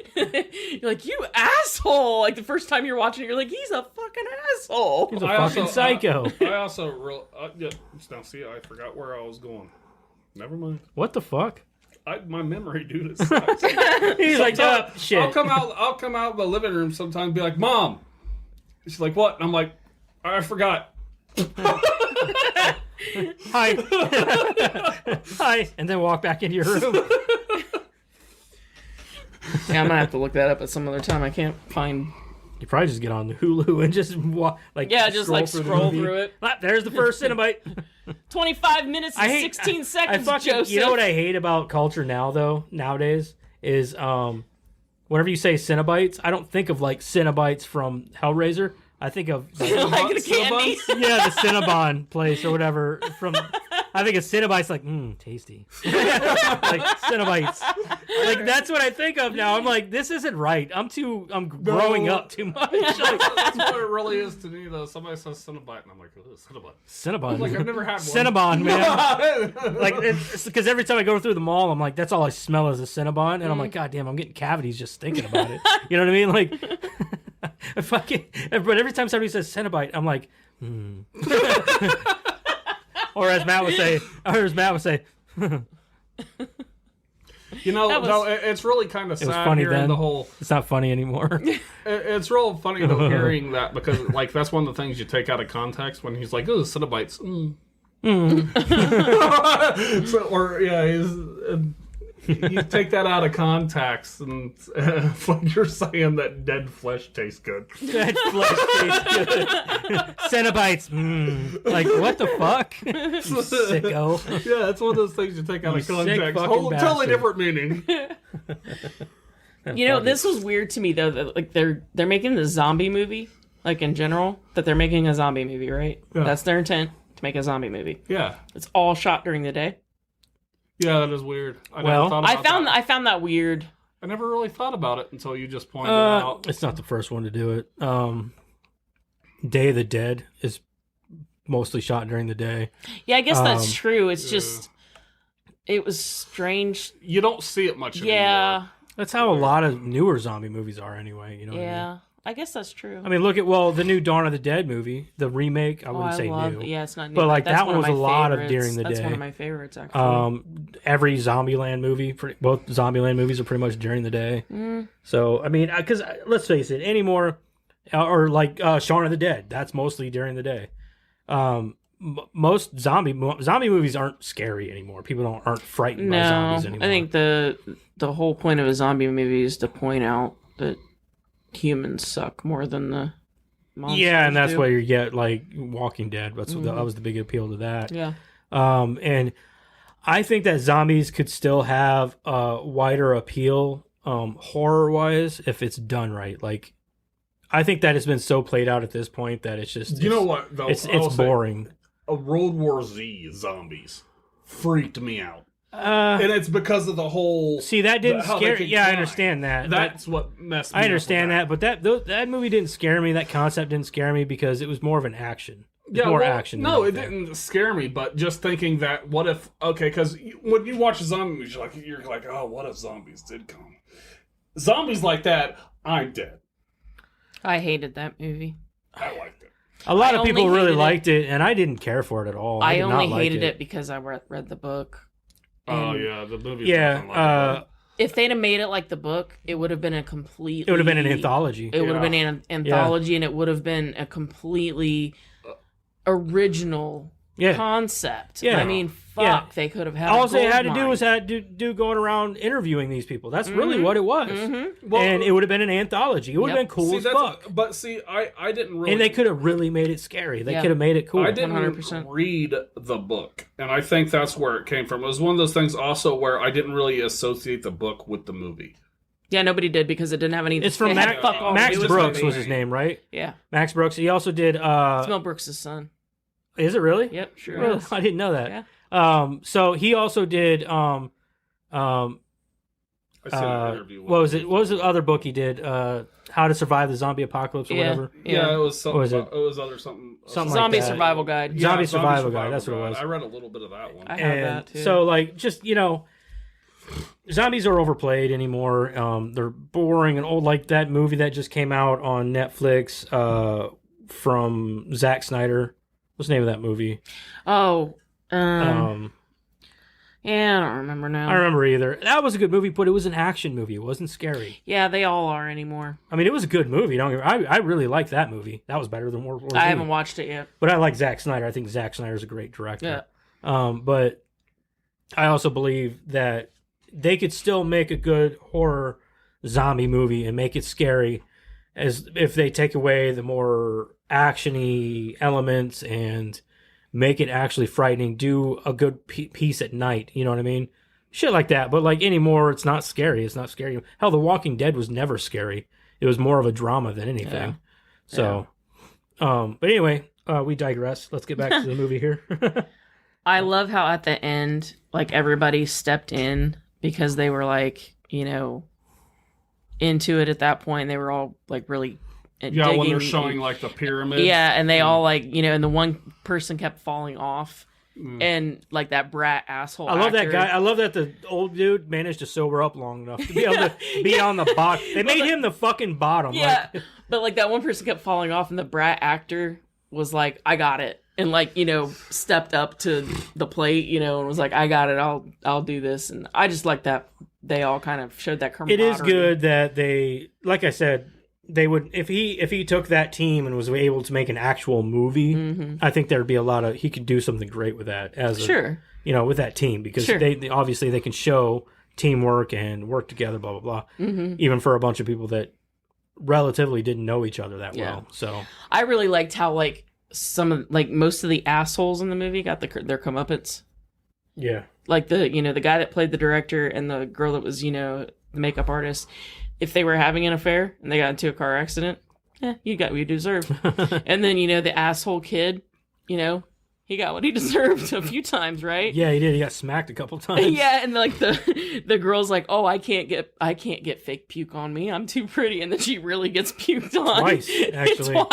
Twice. And they all learned like a lesson. You know what I'm saying? Yeah. And like that camera guy who was being a real dick to the other camera person falls down and fucks himself. Did you see his face?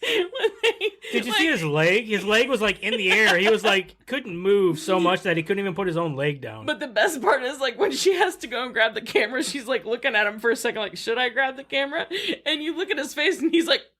And he's got his leg hiked up in the air like he's trying to fart. Yeah, you know what I mean? I'm like, when I was watching that you part, get what you fucking deserve. All of you people who are assholes are getting what you fucking deserve. All within a 30. Oh, and I love that the director had to put his wife into a sleep. Yeah, he had to put her to sleep. Sorry, honey. What is that? What is that? I think what really got me about the "what is that" is the girl looked at it and goes, "Ah!" And she goes, "Ah!" So she screams too. I love, like, because the first time I watched it, and the camera's on her, and you hear all this stuff going on in the background, and I'm like, what is going on? Yeah. Like, why I was like, why are we on her face for so long? She's just screaming. She's just screaming. I want to know what's going on back here. And then it goes back, and the fucking... Well, they even make the comment in the movie, like, why is it so long? Yeah. Why is it taking so long? That's what I'm saying. Like, I made so many, like, notes about that, and then watching it, the rest of it answered all of them. So, that's why that was that way. Yeah. Like, and that's why that was. Like, why in the heck could she go, "Stop," and he would stop? yeah. Freeze. Yeah, it's so funny because I was watching it the second time, or I was watching it this time, and I was like, I wonder if they're just like scribbling furiously, and then like when it finished, and then, like see the credits, and then it keeps going. And you're like, oh, never mind. Yeah, never mind. Yeah, I wrote all these down, and then I thought it was over, and it started doing the thing, and I was like, wait a minute, this movie. I was like, there's no way, because I remember seeing the bar, and I was like, and then I seen it pop out. I did the thing that showed the bar, and I was like, okay. And that's why I think it was a good movie, because I did not know where it was going from there. Mm-hmm. Because you would think that they would do the whole thing and then show you the movie that was made. Yeah. not the other way around. I just like the journey that the director and like his whole family went on. Like whole, it seemed I like will it was say, so therapeutic I will say for that family. like one of the more charming parts is maybe not their chemistry so much, but how they are as people. Like the mom, the dad. Well, I think it was daughter. like a whole therapeutic thing for the whole family. Yeah, I really because loved especially it the mom, she was killing it for me. Well, Like, she was the best part of the whole movie for me. I really like where the director's talking to the guy, and he's like, "Well, the thing's broke. No, it's got to end like this. It's got to end like this. This is on the script." And he's like, "Just do it this way," and he's like, "No, fuck you. I'm not doing it that way." and that's what like kind of that's how a director should be. Yeah, Director should be like, well, "You're I just think the producer." I think back off. that's the point, like that they were trying to show is that he had grown. You know, because before he would just do whatever they told him, and that was why they picked him, because they were like, "Oh, he'll just do whatever we say."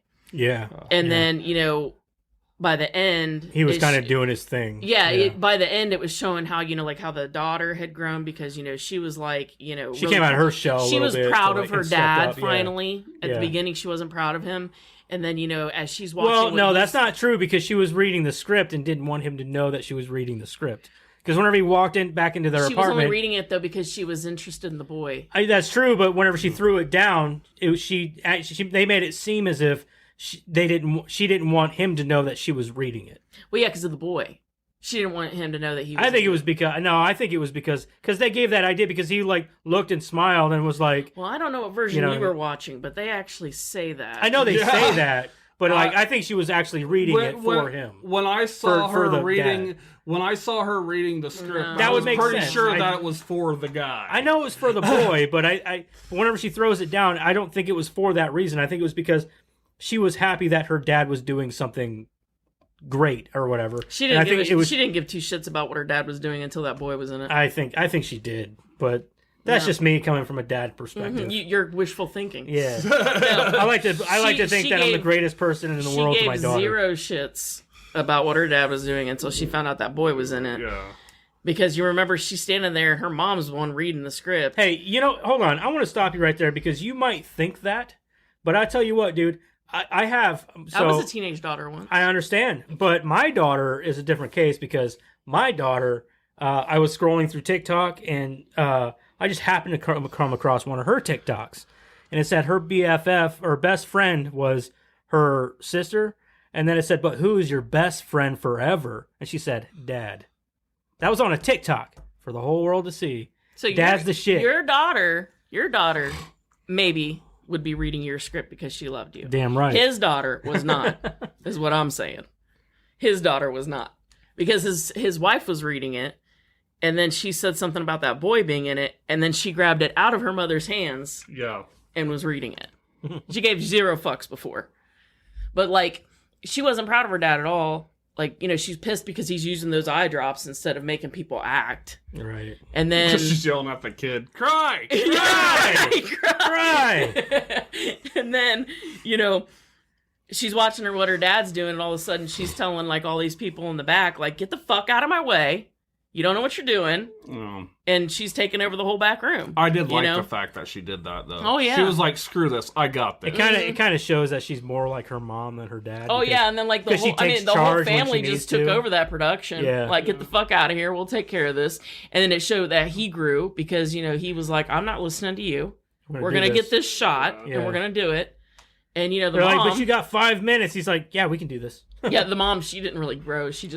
She was already... She was just a great character to begin with. What are you talking about? She was already... I'm dead calm. I'm dead calm. Oh, my God. She's like karate kicking people and shit. I like when he was trying to grab her for real, and she kept doing the palm. And she kept getting out of it. Oh, God, man. Anyway, yeah, that's got to be the best thing ever. I love it. Okay, so I would say let's... Because anything else you guys want to cover on No, I'm good. Movie before we jump into reviews? I'm looking at my bullet points. Yes. Good boy. I'm glad they're up there now. See? I thought it was a good movie. That's all I gotta say. All right. Well, let's jump into. Ooh, sorry, I was singing. Jesus Christ. Let's jump into some reviews, man. And then we will get into what you guys thought of One Cut of the Dead. Should we do Metacritic or should we do Rotten Tomatoes this week? Probably Metacritic. Metacritic just seems better. Metacritic? Yeah. Okay. Rotten Tomatoes is kind of getting to where you can basically it's like a It's a lot of douchery. yeah, and it's also real like out there now that you can basically buy good reviews on Rotten Well, Tomatoes. that's just anywhere. That's not just... Yeah, but they're talking about Rotten Tomato is the one that they're talking about. Rotten Tomatoes smell bad. I don't know. I've never really. All right, so you guys know how this works. They will guess, and I will tell them. A sandwich maker, the ones that close up. and, Wow, like, they make way to little take a hot hard pockets. left, dude. I'm sorry. So, Does it all make right. delicious sandwiches. Yeah, does it make delicious sandwiches? Finish your Yes, story. and the funny thing is I was talking about it like last week, and I was at Walmart this week and saw it, and my mom was like, "Hey, get that! That's the thing you were talking about." I was like, "Hell yeah!" And then it was $5. So I was like, "I gotta get it." So now. you got a deal on top of getting your Yeah. sandwich maker. That's fantastic. I love it. I mean, it only makes one, but it's okay. All right, so how this works is with Metacritic, it's a little bit different. It's not like Rotten Tomatoes, where it is out of 100%. With Metacritic, only the professional reviews or the reviewers is 1 out of 100, and then you have your user score, which is a 1 out of 10, based on like a 1.5 or 1.6 percentage, whatever. Yeah, that's the part that confuses me. I understand. So, we'll start with the reviews first. The critic reviews. This is out of 1 out of 100%.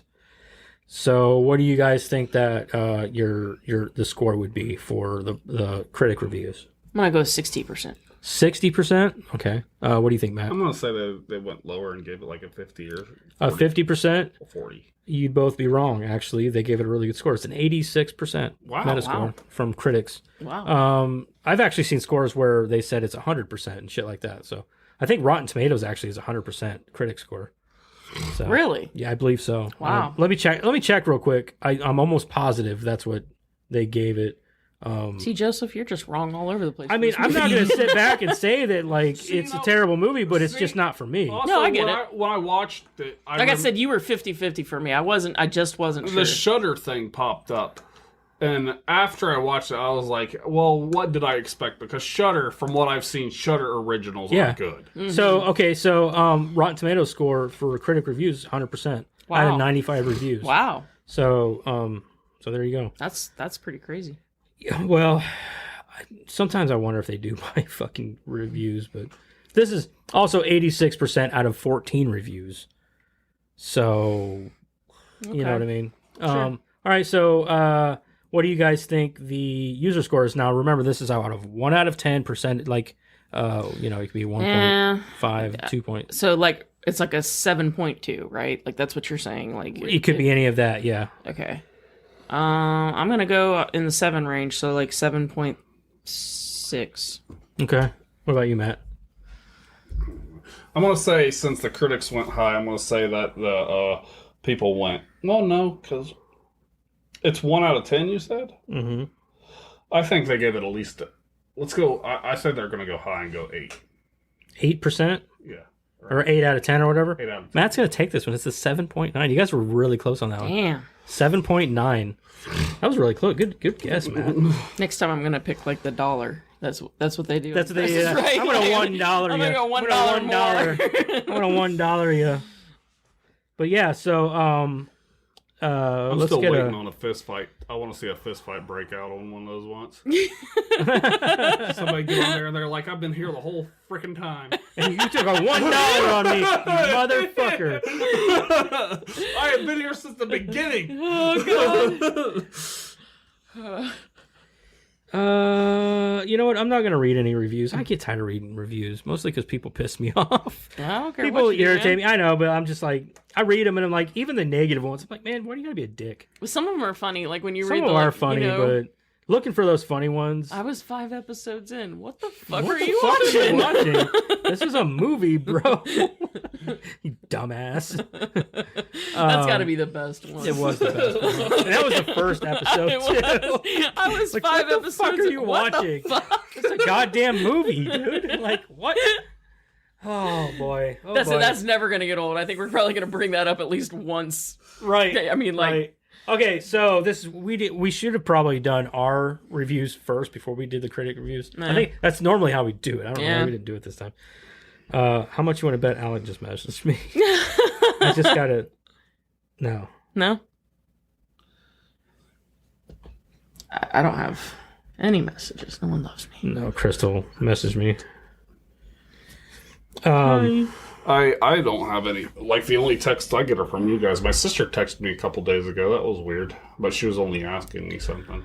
So all right, so let's go around the table here and do our reviews. I guess we should have done that before we did the. Yeah. I Doesn't thought really we matter. kind of did it weird. I was like, hold on, I think we usually do it this way, but maybe I'm not adding anything. Yeah, I was gonna say the bullet point's pretty full right now. So, Yeah. all right, Put, so like, let's. hours. Then there. I think the reason why we normally do that is so that we don't influence our score with their scores. You know what I mean? I'm not really influenced by anybody. There's Neither no am I. rating. You didn't rate. No, there's no rating because there wasn't a rating for the movie. It's not rated. Oh, Yeah, okay. it's not rated maybe. So, all right. So Matt, what would you give it a 1 out of 10? I gave it a 7. 7? That's a pretty high score for the Matt. highest thing I he's think ever that. I think done. that is the No, highest. 8. I did 8. Oh, you did an 8? Yeah, I think 8 was Alita. Oh yeah. Oh yeah. I think Yeah. we all gave it 8s, didn't we? I don't I think remember. we I think gave I gave it a 7. No, I think we gave it 8s around the table. Are you I sure? gave it- I don't I'm remember. almost positive we did. I don't remember. Alita was an 8. Maybe. 8 will probably be the highest because I'm one of those people that I would never give anything really 9 or 10 because you can always do a little bit better. Hmm. And if you say 9 or 10, it makes me feel like that gives them this. Oh, I don't have to try hard. No, try hard. Be proud of what you're doing. Try harder. Yeah. So you gave it a 7 for what reason? I just thought it was a good movie. I liked the premise of it, the fact that they show, like, seriously, the whole. I just really, really liked you get to see this movie and then see the making of this movie. And I just thought, I thought it was good. I thought it was I liked the family in it, the daughter, and I really liked the guy who played the director. And just the whole story to the movie I thought was great. I just liked it. It's one of those things where you can't really put a reason on it. You just did. You know? Right, yeah. And I just enjoyed the way they did it. That's all I can say. Okay. I just liked the whole watching the movie and then watching them make the movie. Right, yeah. I understand. Yeah, yes. You watched so you were like, oh, wow, what the fuck am I watching? And you're like, okay. Yeah. This all makes sense now, and now it's funny. Yeah. Okay. Karen, what do you... I'll be the highest. I'm on an 8. An 8? Okay. You're definitely going to be the highest. Yep, I know. You probably were the highest, too, whenever you watched it. No. No. I know, I'm just fucking with you. That All right, stuff so... gives me cotton mouth and makes me puke anymore, so. Okay. Yeah. Don't do that. I just get hungry. I want to go to sleep. I used it to help me sleep, and then it stopped helping me sleep. So I just stopped. Yeah.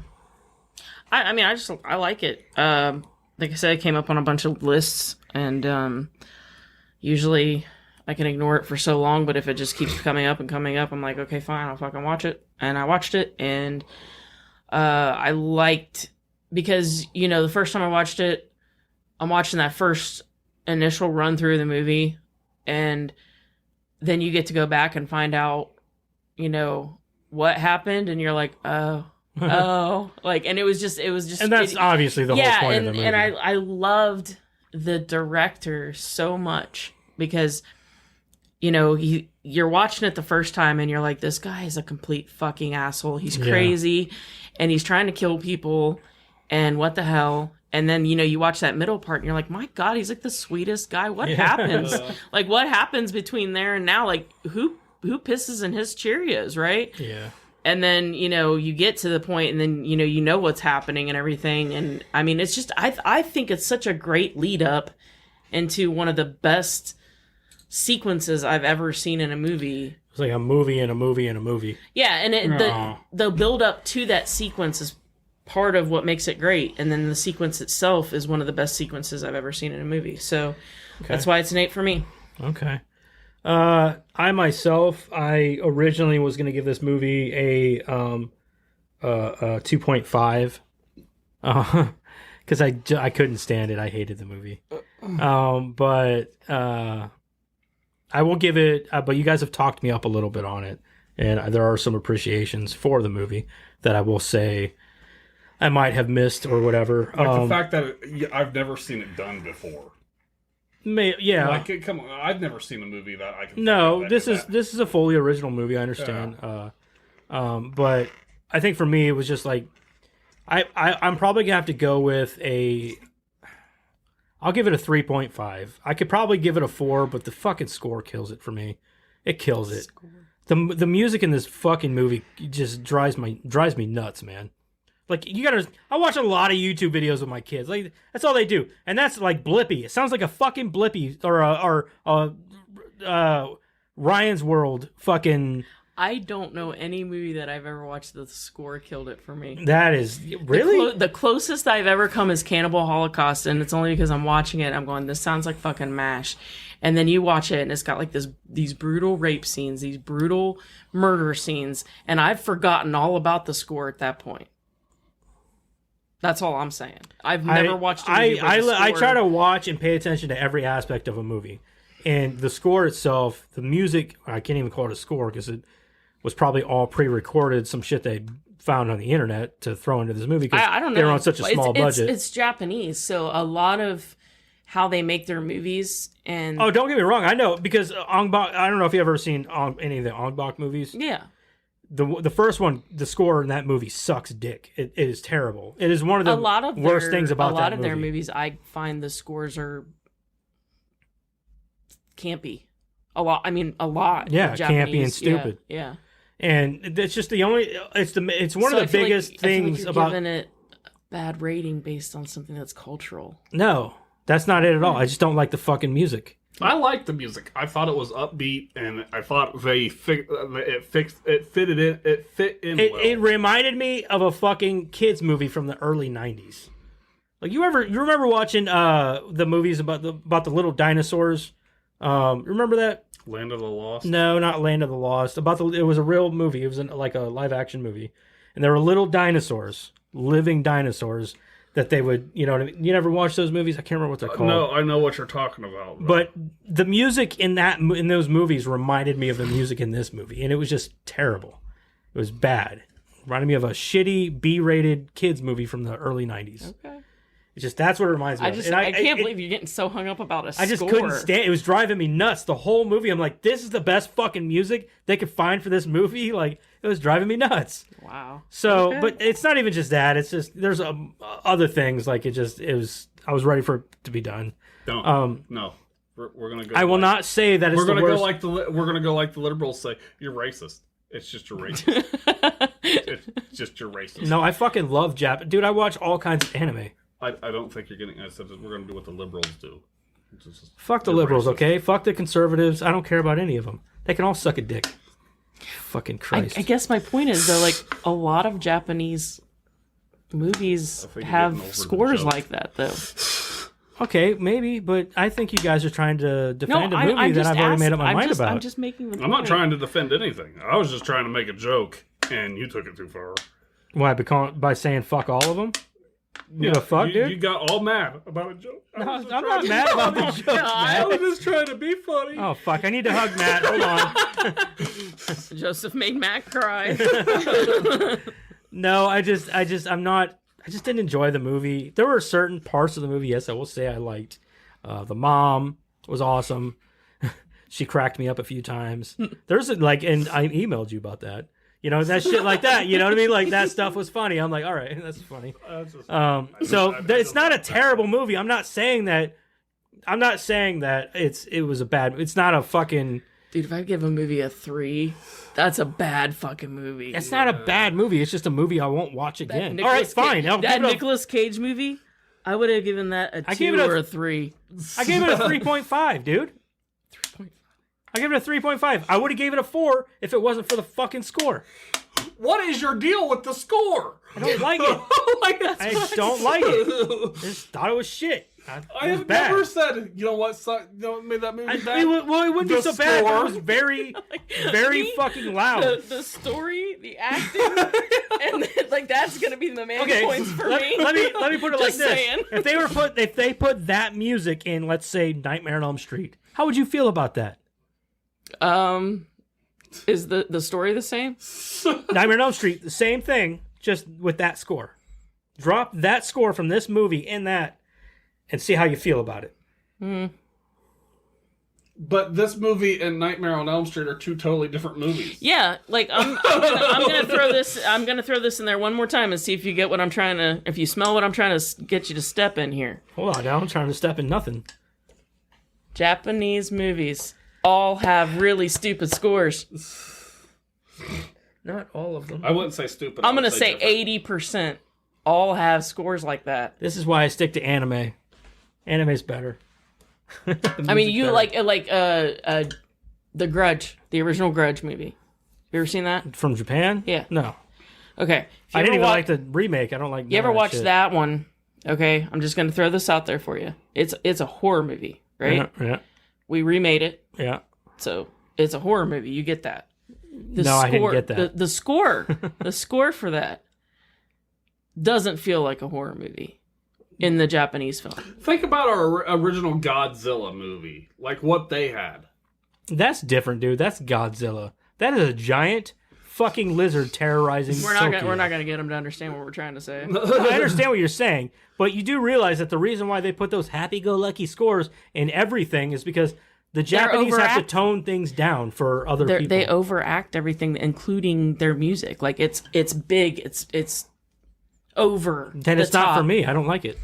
The Asian culture is a very showman culture. It's a culture thing. That's what I'm trying to say. Mm-hmm. Okay, well, this is a culture thing. I don't like it. Okay. I didn't like it. So, but that's there not it a is. culture thing, because a culture thing is something that pertains to most culture. That's my culture. That's my culture. This is No, me. you are.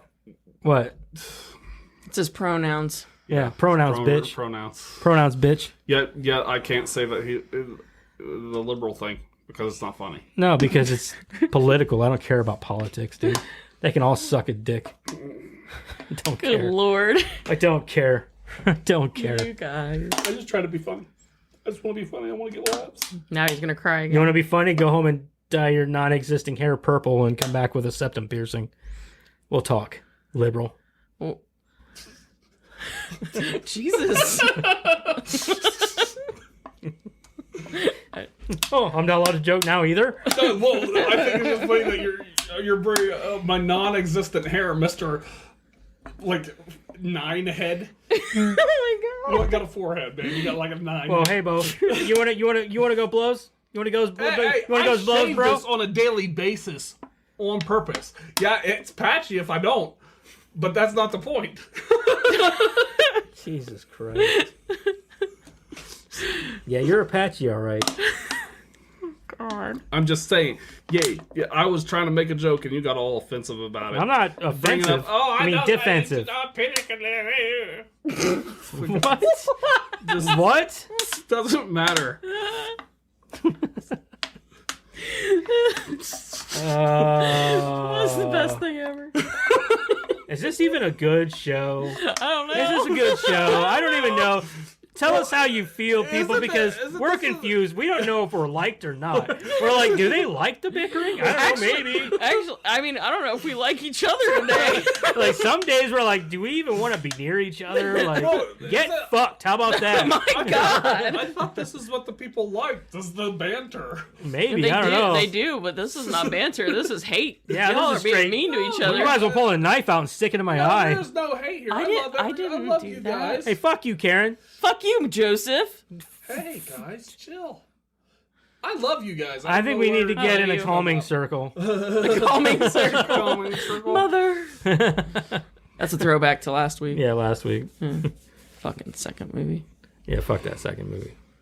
Fuck this first movie. What? It's fine. You're wrong, Oh, but we it's did fine. bring up next week's movie, which is my pick, and it's awesome. Oh, yeah, that's right. All right, so we've gone through the stuff and all that, you know. Oh, no, hold on. We still got to do trivia. You got trivia, don't you? I do. How much you got? A little bit? Little lot? Enough to take up a minute or two. Let's do it. Do some trivia, and then we'll get into next week. the movie within the movie was actually shot in one take. It took 2 days, and Then it wasn't one take. shut the fuck up for a second. Let me finish what I was fucking saying. It took 2 days and 6 times for the cast and crew to get the perfect one take. Oh, okay. 6 times. That's not that bad though. No, It could have been a lot more. Yeah, it could have been like 40 or 50. no. The original title is. Could you imagine? Hold on. Could you imagine if Stanley Kubrick did a one take half-hour movie? It's called The Moon Landing. Yeah. That was a joke, by the way. That was great. That was great. All right. Yeah, I'll give you that one. I give that one a 1 star. I don't like the music. There's no sound in space. That's why I don't like it. Who said it was in space? It was on a sound stage. Yeah, they didn't add a score to it. I don't like that. No, well, I'm just saying, like, could you imagine if Stanley Kubrick, dude, you realize it would take him 4 years to do that 1/2 hour because he was such a perfectionist. I hated that guy. He was a douche, but god damn it, he did some good movies. Some. Anyway, sorry. Yeah. The original title is Kamera wo Tamara na, which in Japanese means don't stop shooting. That would not translate well in America. No. Don't stop shooting. Like, Yeah. hold on. I think that's why they changed the title. Yeah.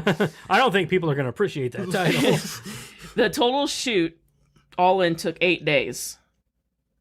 And It's then a very short shoot. When we And, only have $25,000 budget, yeah. how much do you think you're going to be able to pay these But people? they made some fucking bank on this movie. $25,000 and it made $25 million.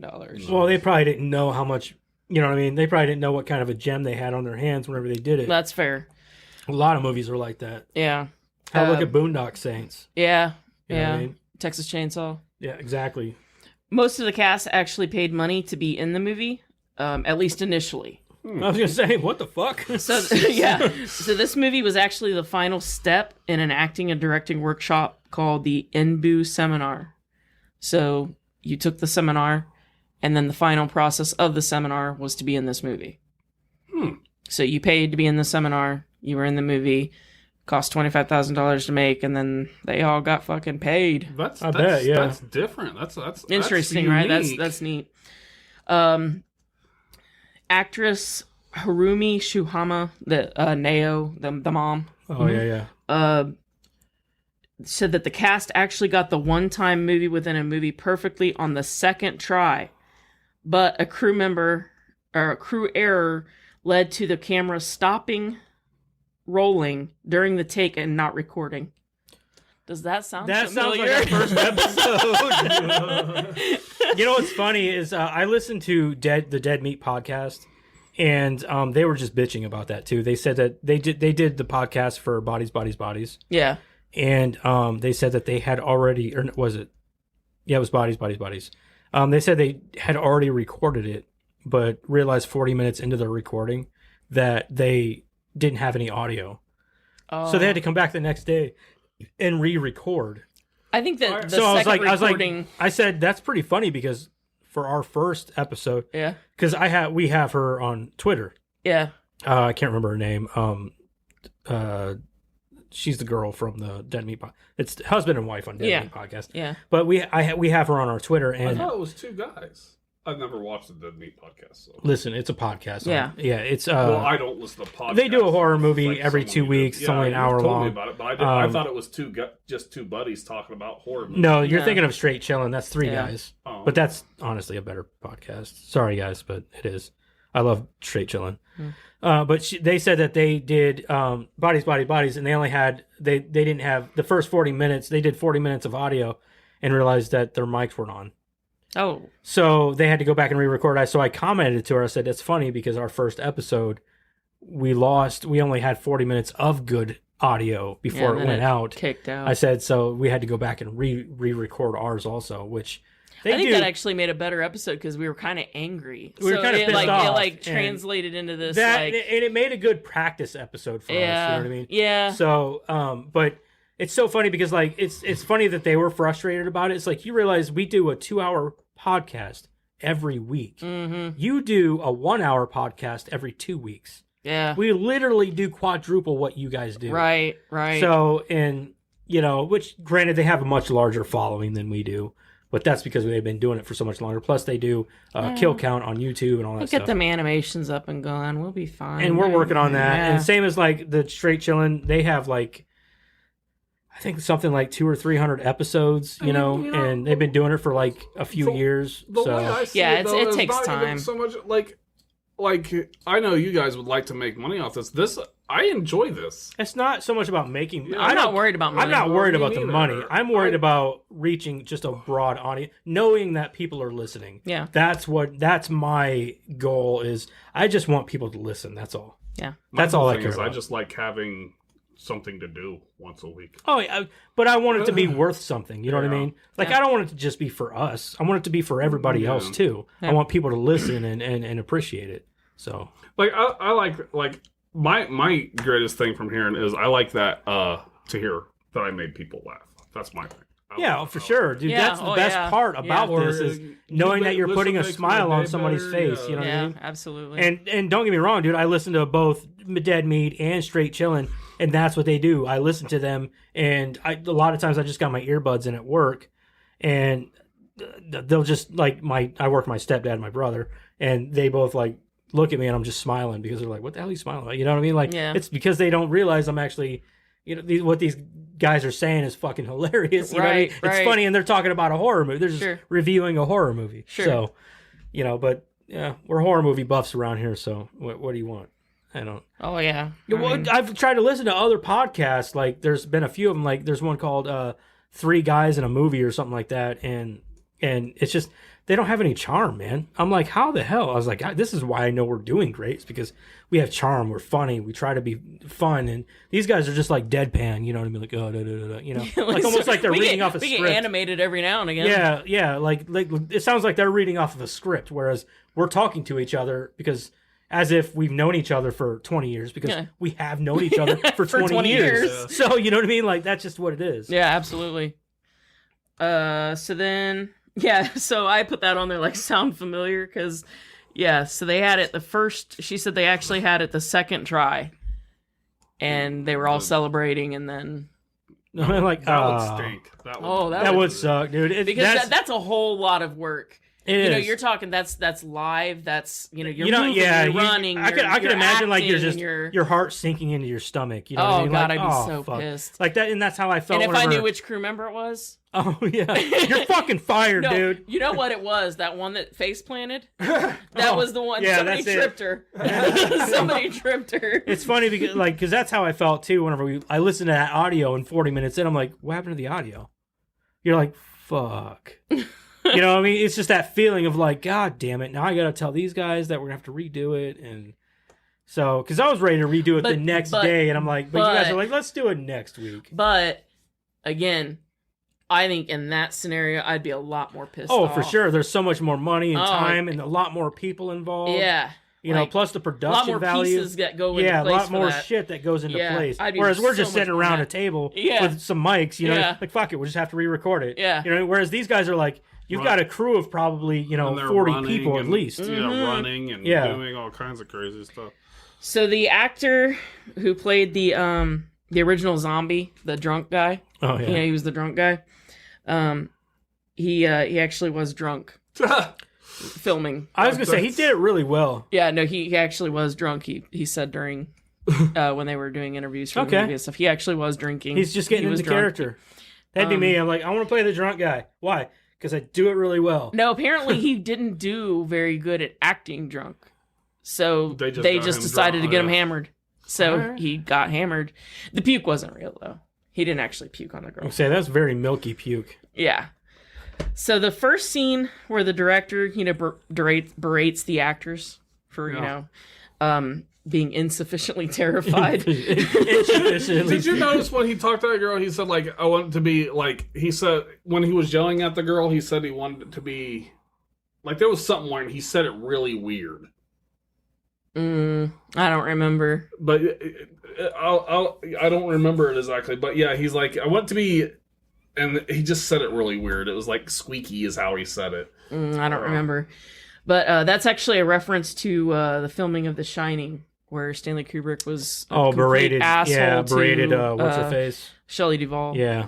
And how he Yeah. berated her at every step. Yeah, that role completely fucked her up for life. Oh, yeah. Yeah. For life. Like, Yeah. that's not even a joke. Have Yeah. you seen her now? Yeah, She looks. It's sad.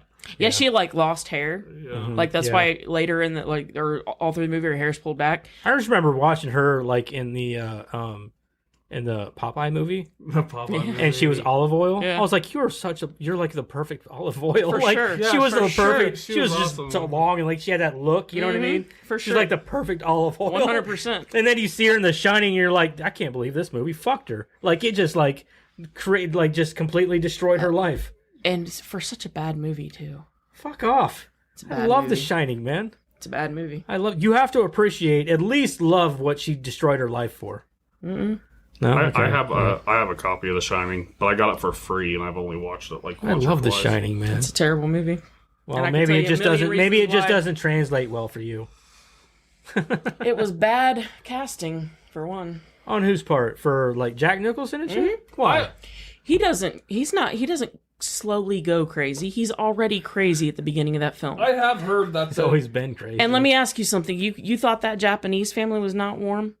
Did you ever for 1 second believe he loved his wife Fuck and no, son? because they didn't give you enough time to believe it. Like, No, they didn't. They didn't. They could have given you 3 hours with I that was family, and pretty he sure would have he hated never. his- I was Exactly. pretty sure he hated his son. He never cared for his wife and son.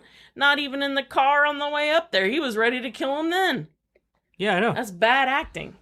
Is it bad acting or is that the way that Bad they wanted casting. Bad casting. Bad casting. Okay, I heard that there is a better one. there is. I have it. It's the miniseries. It's much better. it? The miniseries. It's the one Stephen King did. Yeah, I've heard Stephen King's is the better version. It's a Stephen King book. What are you talking about? Like, are you talking about the movie though? He made a the- miniseries many years later because he hated Kubrick's version. Yeah. Oh, did he really? He hated Kubrick's Oh, I think I knew that. Yeah. I think I knew that. Yeah, but Kubrick was like, I'm not saying The See, Shining. the problem with The Shining is you've got two greats, right? You got Kubrick and you got Stephen King. And Kubrick went, I know that this is your original But this is the idea, way I'm going to do but it. I'm going to do it this way, Yeah. and it's not the way that you did it. And he fucked it all up. And What'd you think about Dr. Sleep? It was good. I like Dr. Sleep. I haven't Yeah. seen I really Dr. liked Sleep. it. And Stephen King heard- conceded to a lot of things in that because of the original. He said that there was a wider audience that watched Kubrick's version instead of the miniseries. So a lot of things in Dr. Sleep were changed from Dr. Sleep's book because Dr. Sleep follows the original format of the Shining book. Right. So if you read The Shining and you read Dr. Sleep, the endings of both books are completely different than what's in the cinematic movies. But I was looking through my movies earlier this week, and I forgot that I had a little box set of a whole bunch of different Stephen King movies. Well, goddamn, how many Stephen King movies and adaptations are there? oh god, Countless. There's so fucking many.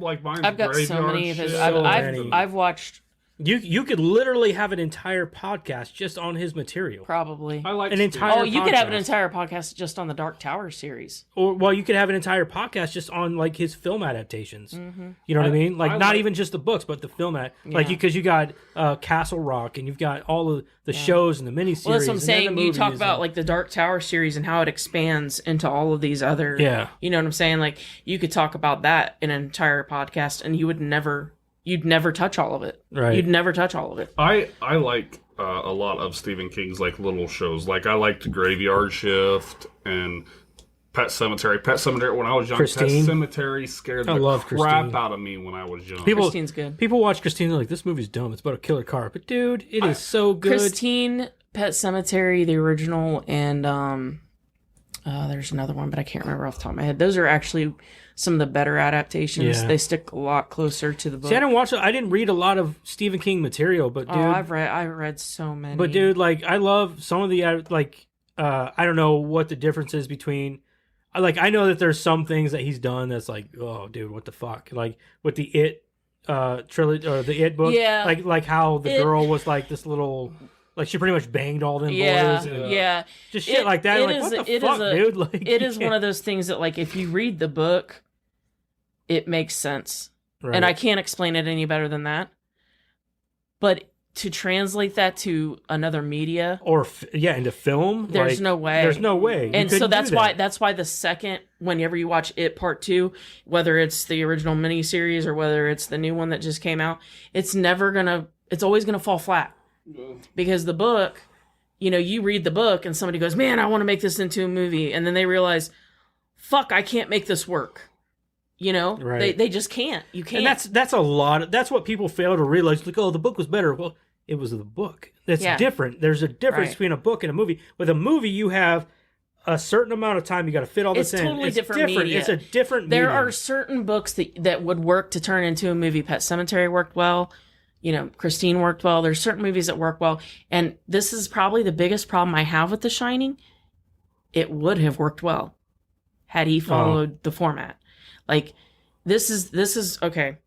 Do you find it scarier that Jack Nicholson went up there with his family and you not for 1 second thought that he loved his family, right? Mm-hmm. You didn't think that at all. You never got that warm and fuzzy feeling, not at all. right? No. Not at all, right? Mm-hmm.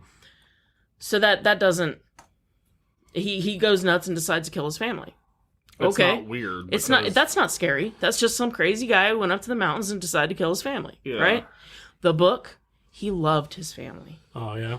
Loved them. So it showed much. that digression into yes, and this miniseries does a great job of showing that he loved his family deeply. I might have to check out the miniseries then. That's what I'm saying, need to check Joseph. out the Listen, miniseries, as a too. father, right? We've talked about how much you love your I children. want to see that progression. That's my point. It's much scarier. Yeah. It's much scarier when if I could consider like Jeremiah, right? Father of my children, love him dearly. If we went up someplace and then he decided he was going to kill me and the kids, that is terrifying. It'd be within his right. I mean, yeah, it's terrifying. It's terrifying, right? To think about the person that you love and trust the most in the world. Yeah. Right? That loves you back dearly, loves your children dearly, is a good father, good whatever. And, they can slowly go insane and come after you like that. That's terrifying. Well, it's not scary when they already don't give a fuck about you. Well, Right. even in the Stanley Kubrick one, aren't they going there because also in that one, don't they talk about how Jack Nicholson's character got drunk and hurt his son? Well, he did in the book too. Oh, But in the book, it's a much... there's a progression. See, that's the thing about, like, with a book, they can explain a lot more in a book. Well, and in the miniseries, they can too, but he could have done it in the movie too. He could have shown as they're driving up there Maybe a little more warmth. Flashback. Or hell, just hey, I'm going to hold my wife's hand as we drive up here. Give her a smile or a wink. Or, a little or, hey, son, come up here. I'll show you how to drive. Or, hey, how on some slick, icy roads. A little, slight tap on the ass as they go in the kitchen, like, hey, babe, you can make something in here. Something to show that he loved that fan. Slap her on the ass. What's he going to do? Bend her over the fucking counter? No, I'm just saying. Come here, baby. Playful banter, playful, something to show that there was affection. Love and affection there. Yeah. Right? And there was none of that. That's much scarier to me. Babe, get out there and make me a sandwich. We're already in the kitchen. Look at that. A double. You make me the sandwich and I'll get the crumbs off your back. Don't worry. Sorry.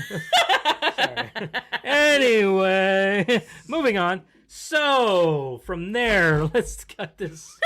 That was a fucking tangent, wasn't That it? was all about The Shining. This is a whole fucking podcast about One Cut of the Dead. But The Shining, though, dude. The Shining. That's why Karen hates The Shining, and that's why I've talked you into watching the miniseries. There you go. So, all right. Let's get into what we're doing next week. I gotta Matt, write it down. What? I gotta write it down. I didn't write it down yet. What are we doing? Matt, what are we doing next week? Ernest Scared Stupid. Ernest Scared I already Stupid. got it out, actually. Madison is already excited for this one because I told her, I was like, Matt's probably going to pick Ernest Scared Stupid for his movie this month. And So she you said, are going to get your horror yet again. I know, and that's the thing. I'm like, God damn it, they're not even picking actual horror movies. They're picking comedies I'm sorry, and shit. The troll in that movie. But yeah, It's kinda I'll creepy. be honest. His movie is scarier than yours. I didn't go for scary. I wanted you guys to see this movie because I want more people to watch this movie. Then you could have picked it for, like, I don't know, November? She's flipping me off, people. Share the hate with Karen. Say, fuck you, Karen. I want everyone to flip off Joseph when they hear him give that 3.5. You know Alec Just is going everybody. to. Alec's going Everybody. to. He's going to send me a middle finger. Alex, send me that middle finger, dude. He's going to first thing in the morning, too. He does every morning. He's like, because he always listens to our podcast the day after we record. Yeah. And he's like, and he always comments on something. He's like, I don't know, man. This is what I think of this. Oh, yeah. So and I always wake up in the morning and I'm like, I know, man. You know, I don't even have to say first thing in the morning, but I always appreciate him messaging me. So, I know Alec has my back. Yeah. I know he does. Alec's like our number one fan. He supports us on Twitter and shares our stuff. And thank you, Alec. We appreciate it. And we fucking love you, man. So I hope everything's going good over there in we look forward to having Chicago, you. Indiana. Yeah, Chicago, Indiana. We look forward to having you on the show. Yes, exactly. We're probably gonna plan something for him after the first of the year to have him on and with his choice of a movie. And I'm sure it won't be the last time either. As long as it's not Nightmare on Elm Street 2. He keeps joking with me he's going to do that. And I'm like, dude, That's the movie that I'll... No, I'm not watching Can we do like one veto for... Yes, can we veto? No, because the one veto is going for Nightmare Before Christmas. Well, no, that's a band. That's a straight up band. That's a straight up band. That's just a straight band. That's a straight band. Yeah, we've just banned that. We decided that already. We can't veto a guest, though. You know what I mean? Like... Well, look at it like this. You get to talk trash about a movie you've never liked. Listen, if we ever have Jeremiah on the show, he's going to pick something just... out of spite? Yeah. I will say that there is a movie that I wanted to watch, and I decided not to pick because... Me? Of Karen. Why? You told Jeremiah that you're never going to watch Mad Max. Fury No, Road? Which I one? never said I was never going to watch it. I just... Well, Which told one? I told him I was never going to watch it. Fury just 'cause Road? I was telling him. I'll watch it. Talking about Fury Road? No, I've never seen any of them. You've never seen any Mad Max movie? No. What the hell? At this point, it's mostly just for spite. You gotta at least watch Fury Road, man. I have not watched any of them. Oh my god. I've seen bits and pieces, and You're I know enough to depriving be... yourself. That's all you're doing. I know enough to be dangerous. You're I like, just never got that's like around the to doctor saying, you need red meat. Or you will die. You're like, nope, I refuse. I'm a vegan. No, I just never got around to it. Okay. Yeah, like Die Hard. I'd never seen that, and Jeremiah made me watch it. I've never seen RoboCop. One. I used to watch 2 all the time. I've seen all of them. Never seen RoboCop. What? I've seen it now. You've seen RoboCop now? Yeah, I've seen it now. RoboCop's fantastic. It's not bad. Fuck off. I remember once I was living with Karen. Even the second one was good. I remember once I was living with Cody. I don't think I've seen it. And I came home from, I forget somewhere, and I'm like, what are you guys doing? And they're going, we're playing a drinking game. We're drinking every time somebody dies in RoboCop. I remember going You're going to be thinking, fucked That's up. a horrible idea. You're going to die. You will get alcohol poisoning. There is so much bloodshed in that movie. In both of those movies. Yeah, like, I liked RoboCop. It was good. I love those movies. They're Did just great 80s Did you action. ever do the drinking during every time they say the F word and Jay and Silent Bob? Saints? Oh, Moving Out Saints? Oh, you'll die in 10 minutes. Yeah, I was going to say, I did. Me and my cousin Do it. We did it for Jay and Silent Bob. You get fucked up in the first 10 minutes, or in the first 5 minutes, because of the fuck song. Yeah. Me and my They start the fucking movie out singing the fuck song. Yeah. Me and my cousin got to the part How do you do that? You just... No, you're just like, you gotta keep drinking as long as he's singing it, I guess. Me and my cousin got to the point where he's at the hotel. I think it's at the hotel. And what movie you're talking about? Boondock Saints. You mean at the prison? Because they're at, like, they go No, to he's talking about the hotel. Whenever Rocky's supposed to go into the hotel with the fucking rope. Yeah, with the fucking rope. Take your fucking rope. They say like the F word like 14 times in a row.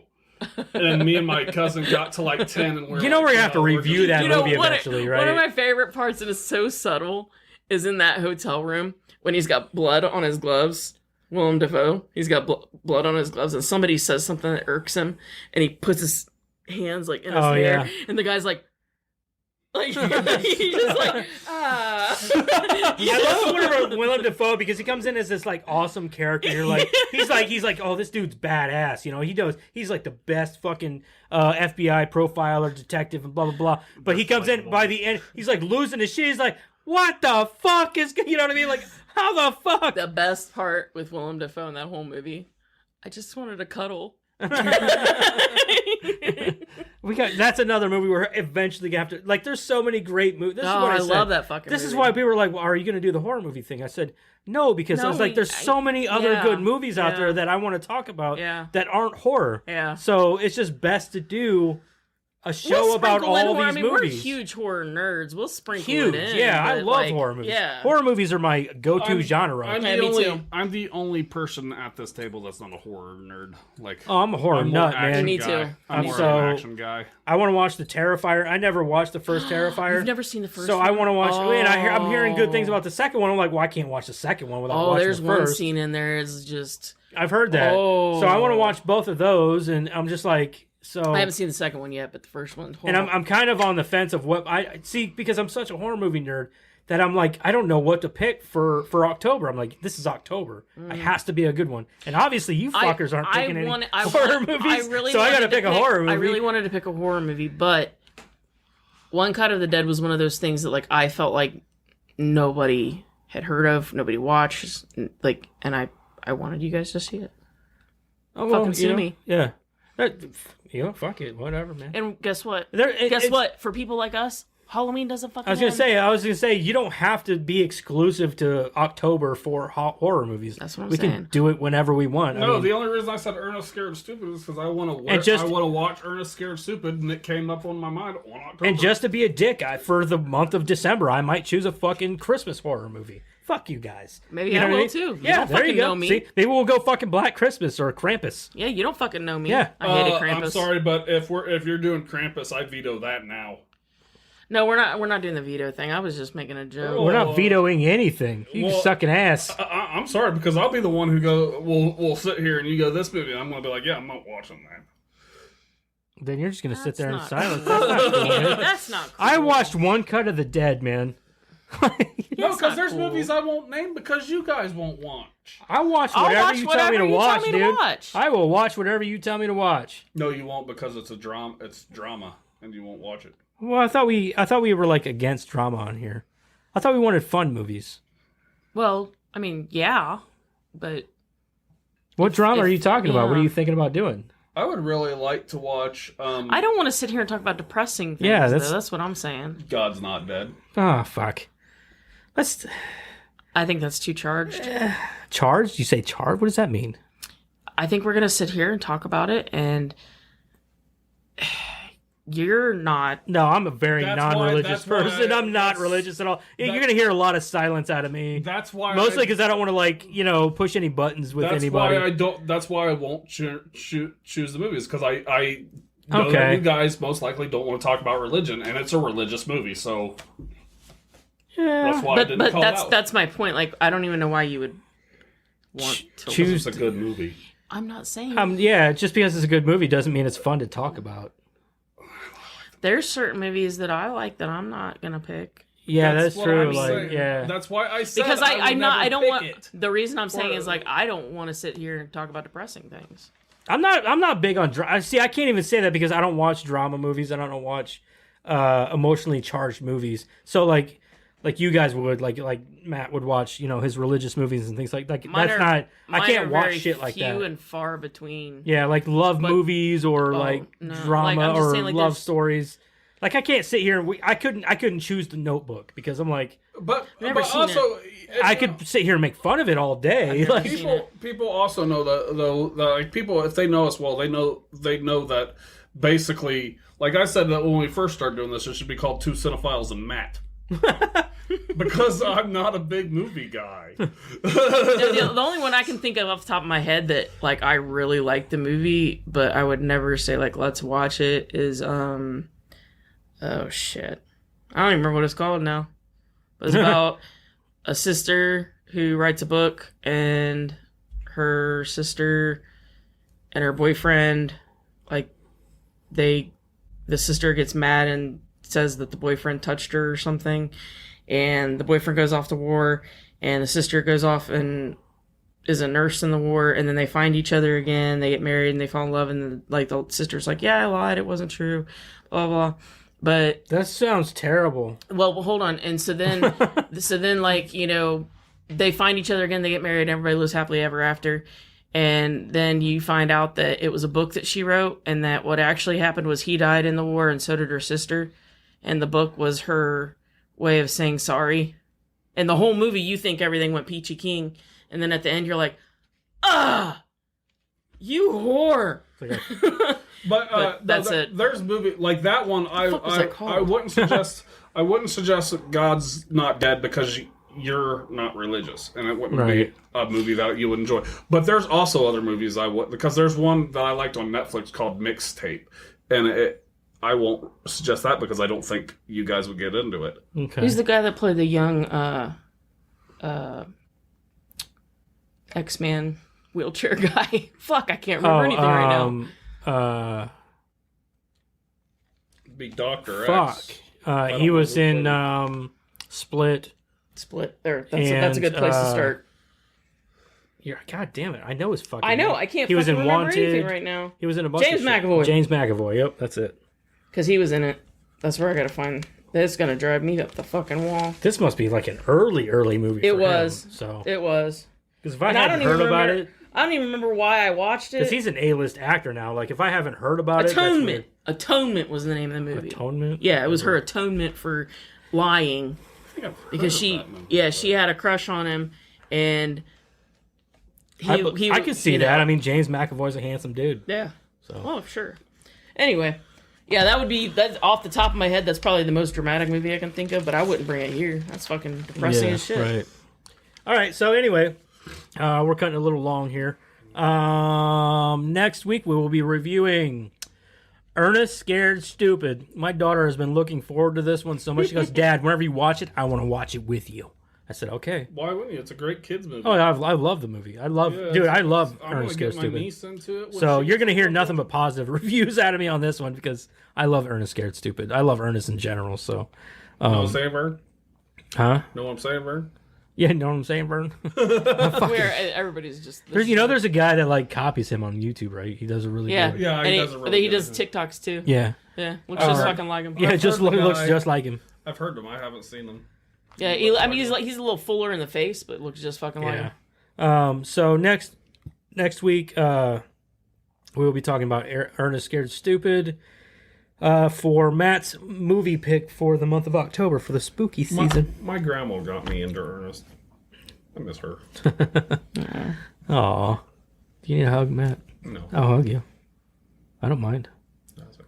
Are you sure? I'm good. I'll hug you. I'm just saying, I miss my I'll give you mouth hugs. He just wants to cuddle. I just want to cuddle you with my mouth. Stop. It's over. All right. So next week, Ernest Scared Stupid, and don't forget to check us out on Twitter and tell your friends about us. And don't forget we're on Spotify, Amazon Music, Apple Podcast, and Google Podcast.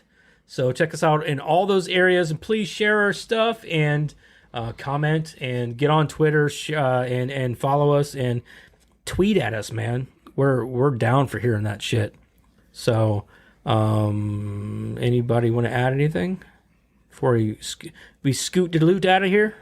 I got nothing. Nothing? What about you, Matt? Nothing to say? No mouth hugs? Nope, just people out there. Tell them to be safe. Be safe. That's right. Be safe. Drive responsibly. There we go with the fucking... I gotta quit the mouth hugs. Well, I always say to be safe because I don't know how far our viewers go. What if there's like some listening in like Florida, the hurricane and stuff? Yeah, be safe for sure, yeah. To all you down there dealing with the hurricane stuff, Godspeed. No doubt. Godspeed. I feel sorry for you. But anyway, so we are out of here, and we will see you next week. Bye! Okay, bye. Bye.